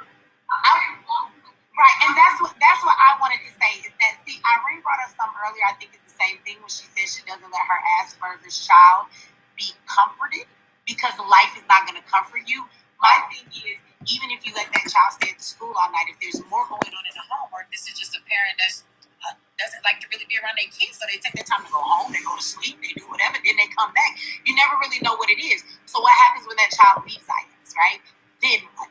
Because the thing is I think that if we build that bridge to find out what are the issues here, maybe take the conditioning away from the parent and help them, because we've been often so conditioned to just drop our kids off at school. We go about our work every day. They used to be at the after school program, or they come home as latchkey, key kids. They come home alone and we see them later. So a part of that is the environment and the conditioning. There may be other things going on while they do that, but I think it's good to get to the root of it and not just let it go, because then you fix the problem. Does that child and that parent need to have help, or does that parent also need to have help in learning to build a relationship and being the parent again around their kid, to actually take the responsibility back on that says, I'm communicating with my child every day. I'm there. I'm majority of their presence, and instead of somebody else always raising my kid. This is my child. So maybe they need help in that. So I agree with what Irene was saying as far as it's better to be here to be out there. But if you keep that scenario, what happens if that's the case and this kid will be somewhere bad? When they leave IX and you never see them again, what is the rest of their life like? So while we have the parents, I think that we should take the time to figure out, because every child's situation is different. Why is it that it seemed like you're taking advantage to a great magnitude? Is there something really going on? Are you working double shifts? There might be something, but are you really just well, my kid is here and I know Q ain't gonna say nothing, so I'm coming 10:30 and get my kid, and you ain't cooked your kid dinner because you just don't care to do any of these things. Now that is a problem. When we're having this conversation, there's only one person we're talking about. So just so you know, the way this conversation goes, there's only one person we're talking about. Right. I think, yeah. But even in let me say it, but even in homeschooling, even if it's not the situation of them being, at the actual spot, I think as parents, a lot of us, if you're going to homeschool your kids, you have to learn to be involved again. You've never really been involved in your child's whole schooling time. I mean, they might come home, you might help them with some homework, but to be honest, parents, when you send your kids off to public school, it's new because you're not really used to them. Even if you are home, let's say you don't have a problem with being at home and none of that's an issue, your kids can be homeschooled, you still got to get used to the fact that you might have to spend a big part of your day coming in the room, helping them with some work. They got to come and help you. You're the on-site teacher. And sometimes we're just not used to that. It's not that it's a bad thing, but I think that sometimes we have to help parents with that. Have that conversation and maybe a group that kind of is for the parents. Yeah. One of the things I could advise you to use is a thing called routines and procedures. You set routines, and then there's procedures to facilitate how you deal with those certain routines. So your routine could be the times you're going to review the work, or the way that what they have to do while they're on the computer, what they have to do in between classes. Then there is a procedure for that. Maybe they have to call you if you're not home. Maybe they might put you on video so they can see something, whatever works for you in terms of setting routines and procedures, because children respond to that. They're used to having structure. Yeah. So once you set the routines, if they know, okay, well, Friday, mom's coming home. All right, before we get pizza, I know I better have that portfolio and get ready for that review, because that's normally done. and she wants to start from the end to the beginning. That's her procedure. So that way I can see what I'm supposed to have done, and she don't get tired out in the beginning of it. So I know, that's her procedure, because maybe she figured out I would just show her the front half and never get to what I was really supposed to do. So she fought against that because we have a new routine, a procedure for it. So that's what I would advise you to do, is make sure you set clear routines and then procedures for that. And there are two different things, so you set your routines up, and then each one procedures that facilitate you and your child, so that you're working together in this endeavor to educate them, not like you're just posing on it. But what I'm saying, some parents, when somebody touched on it earlier, they did inferiority, right? So some of them bully their children with hardship and everybody. So they rather check out because they don't know. And I'm saying, how do you say, come learn, and we'll go walk with you. But don't just leave us when you come. We're trying to embrace you to walk with you, not to dump on the organization. Well, as an educator, I'm a lifelong learner, and if you're going to be an educating parent, you got to realize you're going back to school, Right?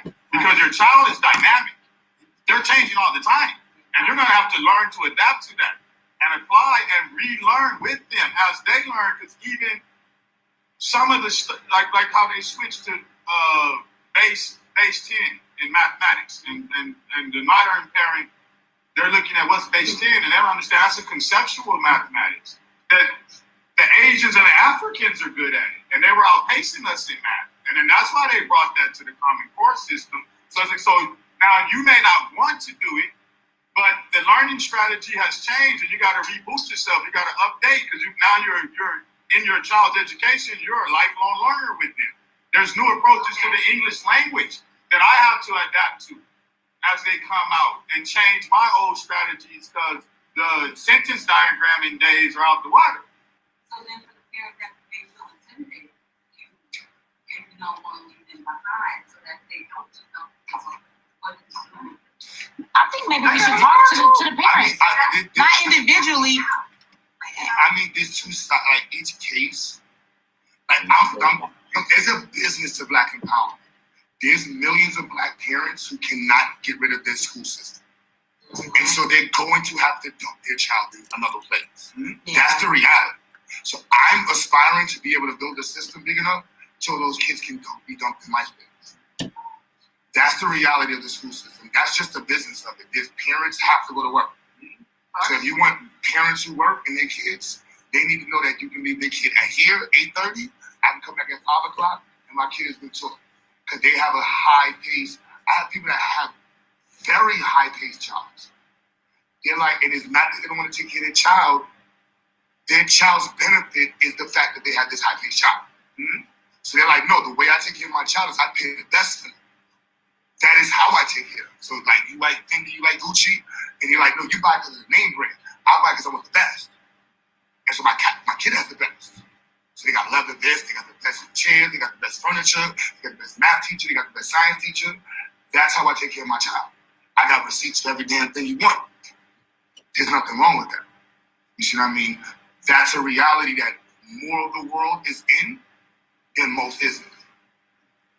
And so for me, I understand that I come from, not just say my family is middle class. Like, they work. There was any benefits. Like, they look down on benefits to my family. Like, you got SSI, you got Section 8, or if you got welfare, my whole family would talk that about you. So the whole view of it is, you one of them, you one of them itches that brought the government, baby. That's, my aunt used to say that, this is my house. I don't got no pay for this. This is my mom. You know what I mean? That's how the aunts talk to my family. So that view of it is very much like, who gonna take care of the kid? And so when my parents went postal and they sued the government, they called my moms and pops crazy, like, you just want to live off the government. My whole family used to say my parents would live off the government. They're like, what kind of man want to sue the government? Go get a job. They tell my father, people get wronged all the time. Just go get another job. He says, no, I'm going to sue them and they're going to pay me. And 7 years later, but those decisions, at the time, people thought my parents was crazy. You know what I mean? So like, some of y'all parents are going to be looked at as crazy. Some parents are crazy. Some parents need to be introduced to crazy. You know, like, you know what I'm saying? I can apply for that position. I'm just being like, some of them Where don't need you know. go in the Mitch's office really quickly before you go anywhere else? Yeah, you know, and so, but we want, and Baba, go ahead, Baba. I know you want to add it. I know you got some truth to add it, Baba.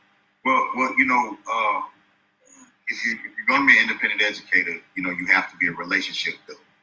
You know, and I take a lot of stock. I was taught that prevention is the best security. You know, and I take a lot of stock of my ability to kind of anticipate the type of personality that I'm dealing with just doing the intake process. You know what I'm saying? What's going to come with this? You know, if there's going to be baggage with this situation, what type of baggage? How do we deal with it? You know what I'm saying? We definitely have boundaries and parameters and consequences. You know, but one of the things that helps me is understanding that I suffer from the same conditioning too, in a lot of ways. And one of the issues that I had, I'm just gonna say the I statement, is that problem that when non-Black people can be doing something great, and I'll talk about them like they're individuals. But then if one Black person do something wrong, and I talk about them like it's the whole race. You know what I'm saying? Like 9 people be doing what they supposed to do. Like, man, Ola's good. Oh man, Miss Johnson is real responsible. Man, you see Alvin Smith, we just don't see Black daddies doing that. But then that one parent that do something, see, these parents is just messed up. We didn't even call them by this specific. See why these parents, what we gonna do about these parents? I had to step back and say, wait a minute, let me count the parents. And make sure I'm dealing with a group issue, or is this just this person? Or these two people? Well, if it's these two people. Baba, hold on one second. He was telling us good stuff. What happened? I mean, I can hear you on loud. We can't hear you. The mic died right as you said the last one you like to. Oh, okay. Y'all hear me now? Thank you online for being patient with us. We're making it work. Okay. Can y'all hear me now? Oh, they told me HD when it's time to go.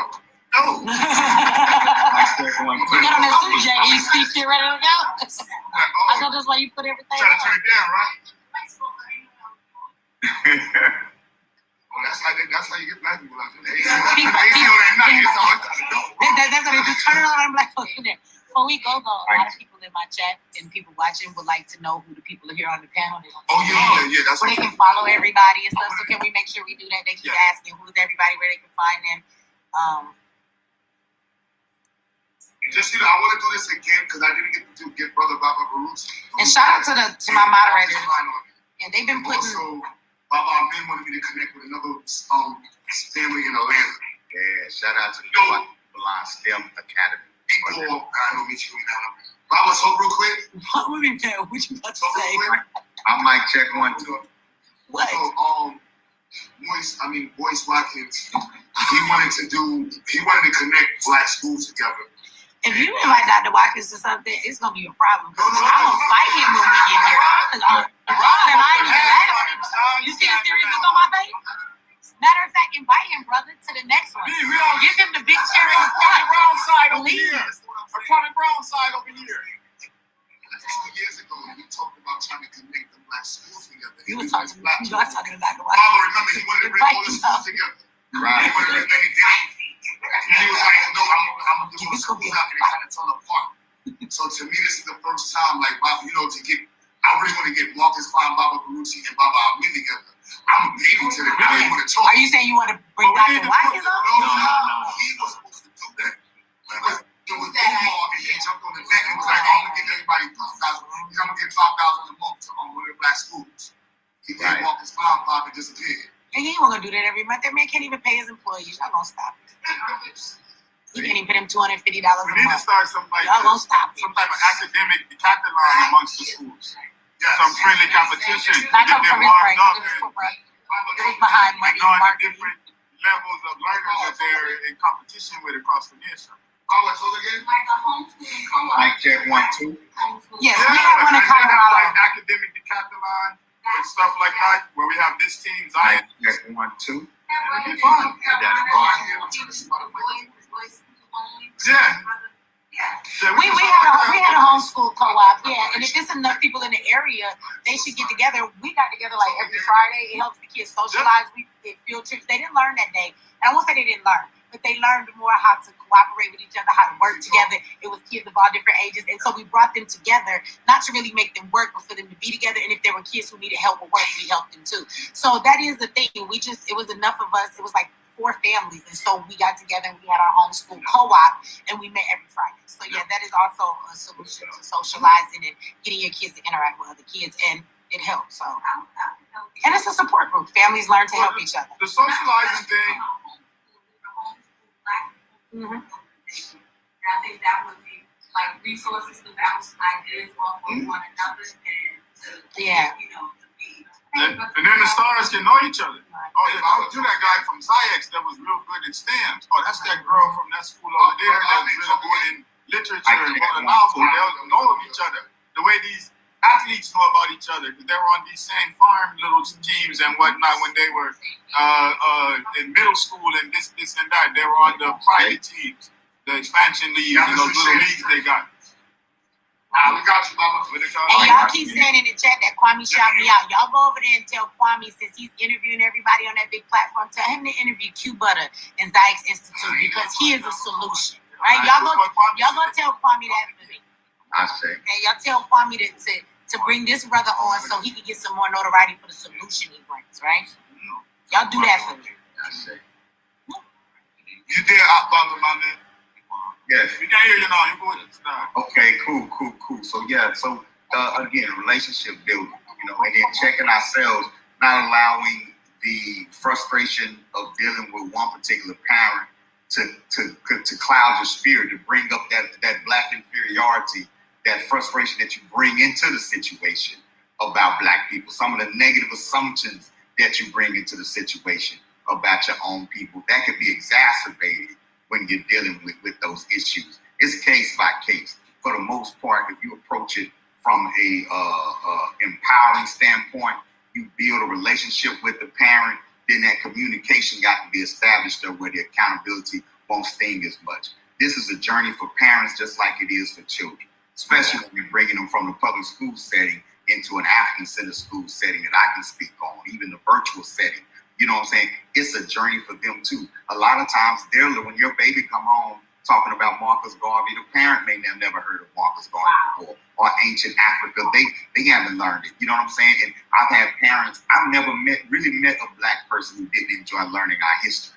You know what I'm saying? Especially when it's presented in an empowering type way. So it's also in your presentation, in your culture. You just can't let that spirit get on you, because once that spirit get on you, it's contagious and it begins to spread.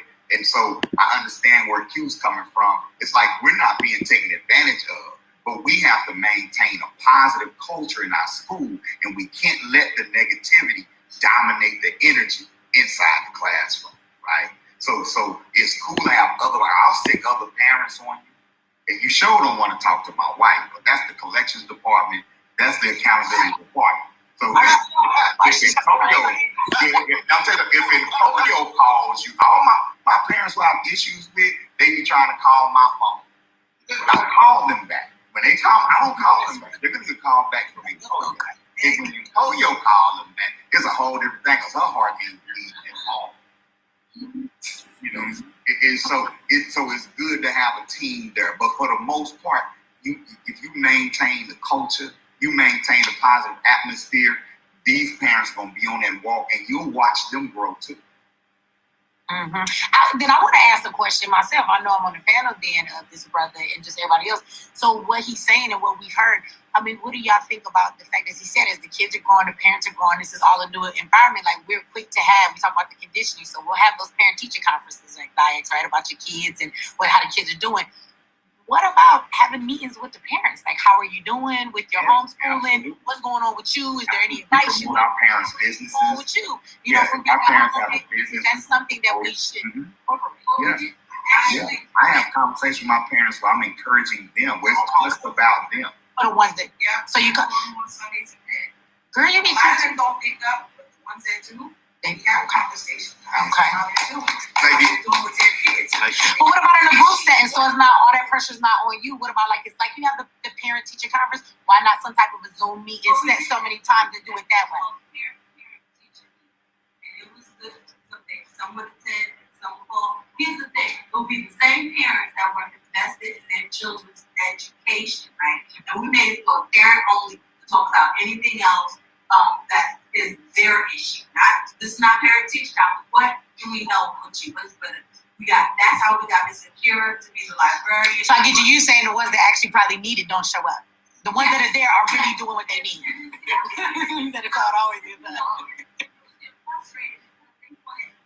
Everything, right? Right. These are the kids that we have to start kicking out of the classes and everything. But you want everything from us, but you're not giving anything back. And then I was like, how do we hold their feet to the fire? Because you know, the whole community, those are the communities that's holding people up, right? Right. Y'all are gonna hold people up, right? And then there'll be those of us that we're gonna take everything you give us, and just take from the culture and the community.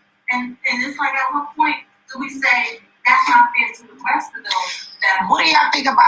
I'm saying, like, you're going to new things, you find new stages. They fill out paperwork in the beginning. What about it being mandatory? That once a month. And the reason why I say that is all day long we'll go into white people's establishments and we'll do a mandatory meeting to keep our job. We'll do mandatory stuff to do our degree. So all I'm saying, if I'm saying as you move forward, there are new parents that come in. If you begin to structure things a certain way, why we can't mandatory just one meeting a month for all parents? Like, if you can't make that.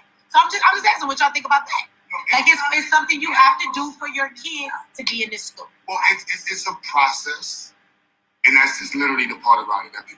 That's something that, as an educator, process means patience. Process. Yeah, but if you never set down nothing to work towards, how do you get there? But you also have positive reinforcement too. You can take all the excuses away for you to say, oh, I don't know this, or I'm having so much trouble, because we're here for you now. No, I'm not saying what I'm saying. There's growth and development. So the stage you got brought in, when we introduced earlier, you came as a volunteer teacher this year. This is our second full-time year.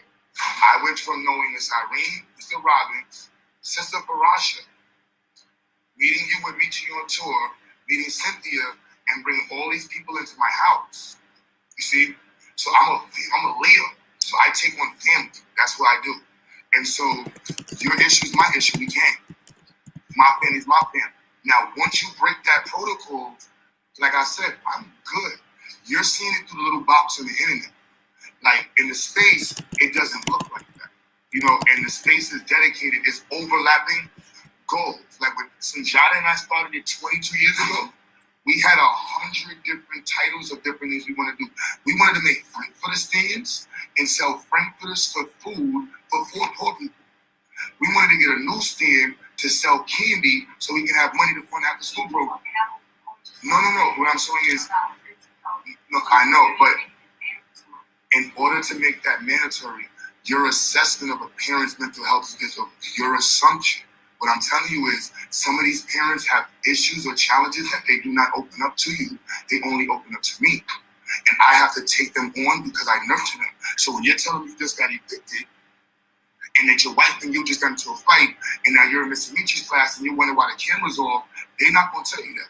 They're going to tell me that. These people, our family's getting open to communicating with people, and I've created a barrier where the communication is so open to some of us, where they're going to be able to, some people have never even expressed that their child was molested. I have parents who have children that were sheltered, they got molested, and nobody's been around their kids since me. And I'm like, wow, I don't feel comfortable being in it. And our community has went through so much where we have to give a little space where we can nurture and then understand. And that's all we're saying. Let's nurture and come together. And then as it develops, let's talk about it. We can understand. And you still, I know you don't like it sometimes leave it because you still got a lot on your plate. But let's say maybe Tanica, right? Because they're in it as well. But that you said, you know all the households. I know you know this stuff, right? But, and yes, you nurture them where a point where it has to start coming in to take some pressure off of you. And what I'm saying is redistribute it. But let me tell you where the pressure applies. I see something. Now, before you look at a pipe, let the pipe show you where the hole is. You don't want to know what? Then now let me tell you where the pressure is. Obviously, there's no pressure there. When you have a hole in the tire, the bubbles come out of the hole. That's where the pressure has a leak. There's no leaks for me there. The leaks that I have, I will tell you that. You know, but that's not something I signed up for that. You know what I mean? Like, that's not, it may seem like for you, because that's what I'm saying with the position there. But for me, having phone calls at 2 in the morning from parents, that doesn't bother me. Yeah, I'm so sorry. Y'all are still streaming on my channel too. I just want to say the kids call me and the parents call me whenever they want, and I'm good with it. We are a family, period. We're a family at the end of the day, period. And everybody doesn't have to extend themselves like that, but we're not going to fully shut that down because many of us will extend ourselves like that. Anyway, I got to go again. Let me say, I don't know if we're confused and talk about the same thing, because my thing is, how far do y'all see Zions going? Do you want to see 1,000 students? As you grow, you have to have some type of structure because it begins to get so big. I'm just simply talking about something where we come together with the parents, because there's a lot of them are learning how to homeschool. I ain't talking about their private problems. Like, please keep calling you guys at 2 in the morning if y'all want to do that. I'm talking about the issue of, like, how are you managing at home? Like, you know, are you being able to help with it? This is new to you too. So how is this working for you with your schedule? Is there anything we can assist you with or try and help you, you know, get used to this? I'm kind of helping with teaching my kid. Maybe you're not used to this. And there's just some, in that newness, it becomes, you know, for parents too, it might not be the easiest thing. So that's all I'm talking about in having that in a structured way. Because if you have 1,000 parents, you're going to be mad if 10 of them call you at 2 o'clock in the morning. It's not possible is what I'm saying. I think what Michi's saying and what Q is saying go hand in hand. I think there's a balance. Yeah. Right. Right. It's helping the parents.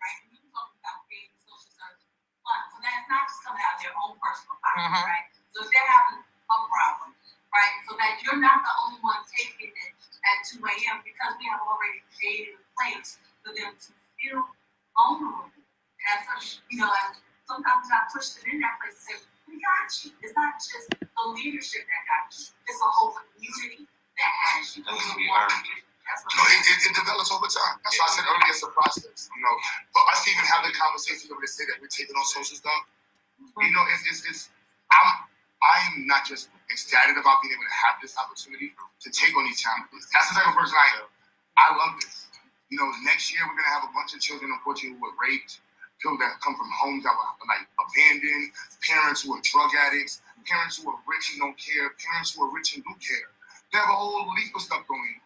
So I just look forward to it. And at the end of the day, it's like, this is part of the sustainability aspect. Like when I hear growing up by my men, the Marcus Klein, and I see their fortitude. You know what I mean? Where they're just like, yeah, you know, my school, you know, I lost this location, but I got new location. I got new students, I got this student. You know, a parent didn't pay this month, they didn't pay this month. At the end of the day, like Marcus Klein told me, the show ain't gonna stop. No, not now. You know what I mean? And so it's different in the school system because those things is signed up for. Like, you'll never hear me complain about parents. Like, you'll never hear me complain about, oh, these damn students drive me crazy. Like, I can't stand when teachers say that. I'm like, yo, bro, you're a school teacher. That's like being a mechanic and hating grease. Like, I just, you know what I mean? Like, how do you not like grease? It's hard. Brother Q, have you talked about how in Brother Q's vision, and I don't know how many people know this, his vision is of a full movement that is all encompassing. It's not just an educational strategy. So I think too, we have to know that when he's thinking about his vision for ZIX, which is not just the Institute. It incorporates financial literacy, family planning, a whole plethora of things that are communal. And I think we have to understand that too, because I think sometimes we're thinking the Institute, and he's thinking the vision for ZIX, the movement itself. I'm just seeing you. I'm seeing your vision. I think you see yourself where you are. I guess I'm saying down the road, again, 1,000 kids in your school, you're going to have to do things different just for it to work in the way you want. Not bad or taking away from your vision. That's the only thing I guess I'm trying to say. Is how we build this for that as it grows. Let me say this. The new contract is mandatory volunteering. A new contract is 17 pages long now.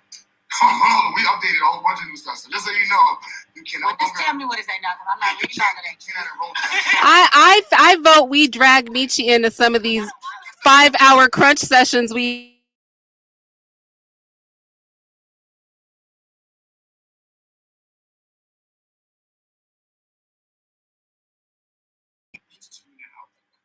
describe how you discipline your child. As a parent, I gotta do it. You gotta the whole week, all of those new things. Talk about parent, that way, we were going through this year. No, that's not gonna be good. I'm gonna have a whole new like. But this is what I'm ready for, right? So like when we were talking about, okay, so social services, right? So let's say we create a giving fund, right? Or a social fund, so that's not coming out of your pocket, right? But in different funds, like I may donate 50 and other things, but that we know it's available. This is our social service program, and we have suggested donations. So that is not always on y'all. You see what I'm saying? You see what I'm saying? You know I'm a Leo. You know I'm a Gemini. So you definitely have So I'm a Pisces, and both of y'all about to have this conversation all night, and we got 16 minutes left. Is there another question in the house? No, we have this conversation with you all the time. You know what? We always this goes the same way. I don't know why you asked this question. You knew what he was going to say. You know you've had this conversation with Q before, but we all have. And he keeps saying the same thing to us. How many kids to Atlanta? How many people to Atlanta do you take on? He gave us 40 kids. And it ain't parents for all kids. What's going on? And the kids and the parents all that. Look at Stella, she knocked out. So that being said, Baba, please give us the words. You're the elders. I appreciate you so much. Give us some words to close us out and make sure they know where to find you at. I say, well, you can definitely check out the Uhuru Academy at uhuruacademy.com. You can also check out UASC International at uhuruacademysc.org. We are in the process of renovating our farm on our South Carolina campus, so we have a fundraiser going for that. We're building a solar power greenhouse as well as a science lab on our land. And so definitely something to support. You can catch me on Instagram at Baba Amin. I just want to close out congratulating Q and congratulating the whole team, the whole family at the Zydex Institute. I remember when you launched it, man, and really started pushing it, and to watch your growth, to watch your stick-to-itiveness, the things that you've done for us at the Uhuru Academy as well. You know, I ain't forgot about the IXL memberships, man. Appreciate that. You know what I'm saying? Just watching you, you know, your passion for it. I admire it. I'm proud of it. I'm proud to call you a comrade in this struggle to build. No, not the struggle, this victory. This journey, this beautiful journey that we're on, building educational institutions for our children, our families, our adults. That's what it's all about, y'all. At the end of the day, nothing good comes easy. This ain't easy work, but it's beautiful work, you know. And the successes make all of the challenges worth it, right? And we don't have a choice anyway. If we gonna survive, if we gonna make it, if we're gonna change history and not repeat history over again, we have to take control of the narrative. And that's what this is all about. So congratulations to all your graduates this year. Congratulations on y'all having another great, successful school year. And I'm looking forward to watching and witnessing and being a part of your next school year as well, and for years to come. Let's go get those 1,000 students. Right.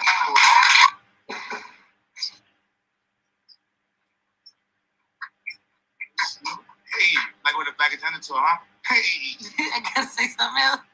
So yeah, with that being said, get your kids out that white man school system. Because you got several options, right? So I asked And brother here got a school. And I know since China don't work at your school. He works at one school in New Jersey. So unless you in East Orange, I know you ain't got some challenge. With that being said, take the time to invest into your child's education. Do whatever you can. They are the future. You are the future. It's connected together. Your investment, future, lack of investment, no future, more investment, more future.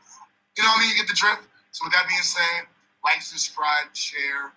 Oh, Blue Pill. Yes, Blue is in the building. Half of the legendary twin pillars themselves. And I've been wanting to get these two wings for the longest. Yeah, you see that? Yeah. They got to do their own show. Blue, give us some words of wisdom. Once again, you know, education is the foundation of where we're going to take our nation, right? So institutions such as this are some of the most important emerging institutions in our community. We have to, even if you are not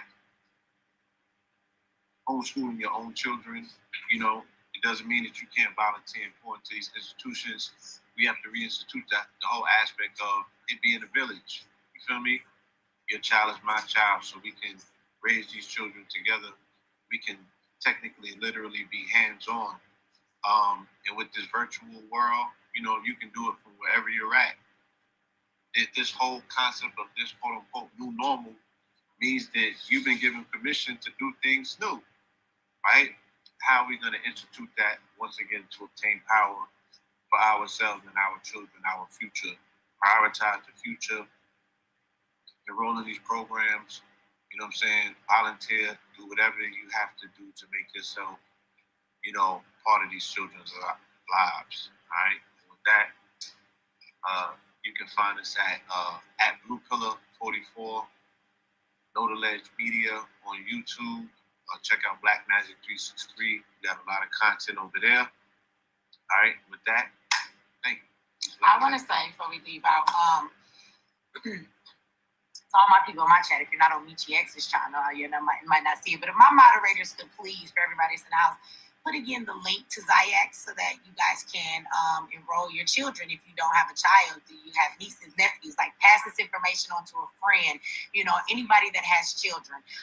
Also, if my moderators will again, please put in the GoFundMe link for the school, because there is plenty that is needed, right? And we can't do this without the help of the people. This is for our babies. So what I would tell you is to please support Ziax in every way that you can. And other than that, I just want to thank you for having me here and everything that he is doing and all of the work. And I'm just really honored to finally, after 5 years, like, hey, what's going on? We finally got to work together. It's working. The school is growing. And I just want y'all to share this information. Share this video. I know it's long. Everybody's not going to be interested, but those that are, they need this information. We talk a lot about the problems, but today what you're watching is the solution. And I always find it interesting how low the numbers are when we talk about the solutions. But you tell me you don't like the drama. But if this video was entitled, Let Me Tell You Something, Punk, y'all would have been in here in the thousands today. So I'm just saying, we all be in this movement, and y'all cheer us on for the drama. Support the solution. It shows how we prioritize our future and our children. At the end of the day, that's what we're talking about. We brought these children into the world. Do you care about these babies? Do you care about our future? You know what I mean? So the reflection of that would definitely translate into how hands-on we are, how participant we are in these forums, you know what I'm saying, and input and everything. We just see a continuous down spiral of disaster when it comes to how we handle our own business, even in the midst of adversity. You know what I'm saying? It's just supposed to be able to teach us how to do something different. So this is something different. This is what we've been asking for. It's here, support it, get involved. You know what I'm saying? Check it out. Do whatever is necessary that you need to do to wrap your mind around it. Like if it was a rumor, you would know the ins and out of it, upside down, the backstory and everything. You feel me? So make sure that you are doing everything that you know that you need to do to make sure that your children have the best possible opportunity and chance that they need to have headed towards the future. You feel me? And I want to thank this man, his wife, and his family. Like I said, I knew it when it was only a concept, and now it's materialized, and it's going to be a global movement. You feel me? It's going to be a global movement. So consider yourself a part of history. Thank you for your time, your attention, your focus, and your participation.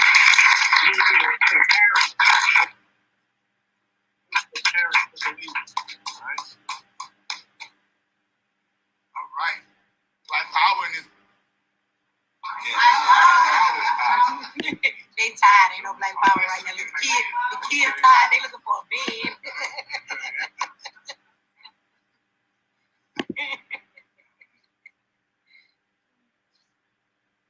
Anything is over. Oh, Long one. It's over. Yo, so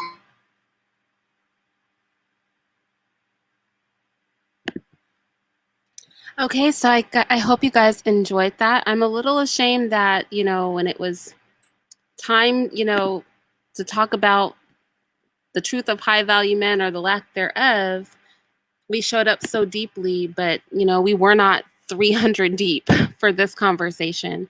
But this was a much needed conversation. I hope you guys took something from it. Please make sure to donate to the Zykes Institute. Enroll your children.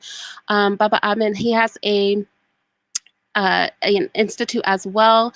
Try to find an all-Black institute, a Black-focused institute, an Afro-centered institute that vibes with what you want for your child, and consider a new way to educate, okay?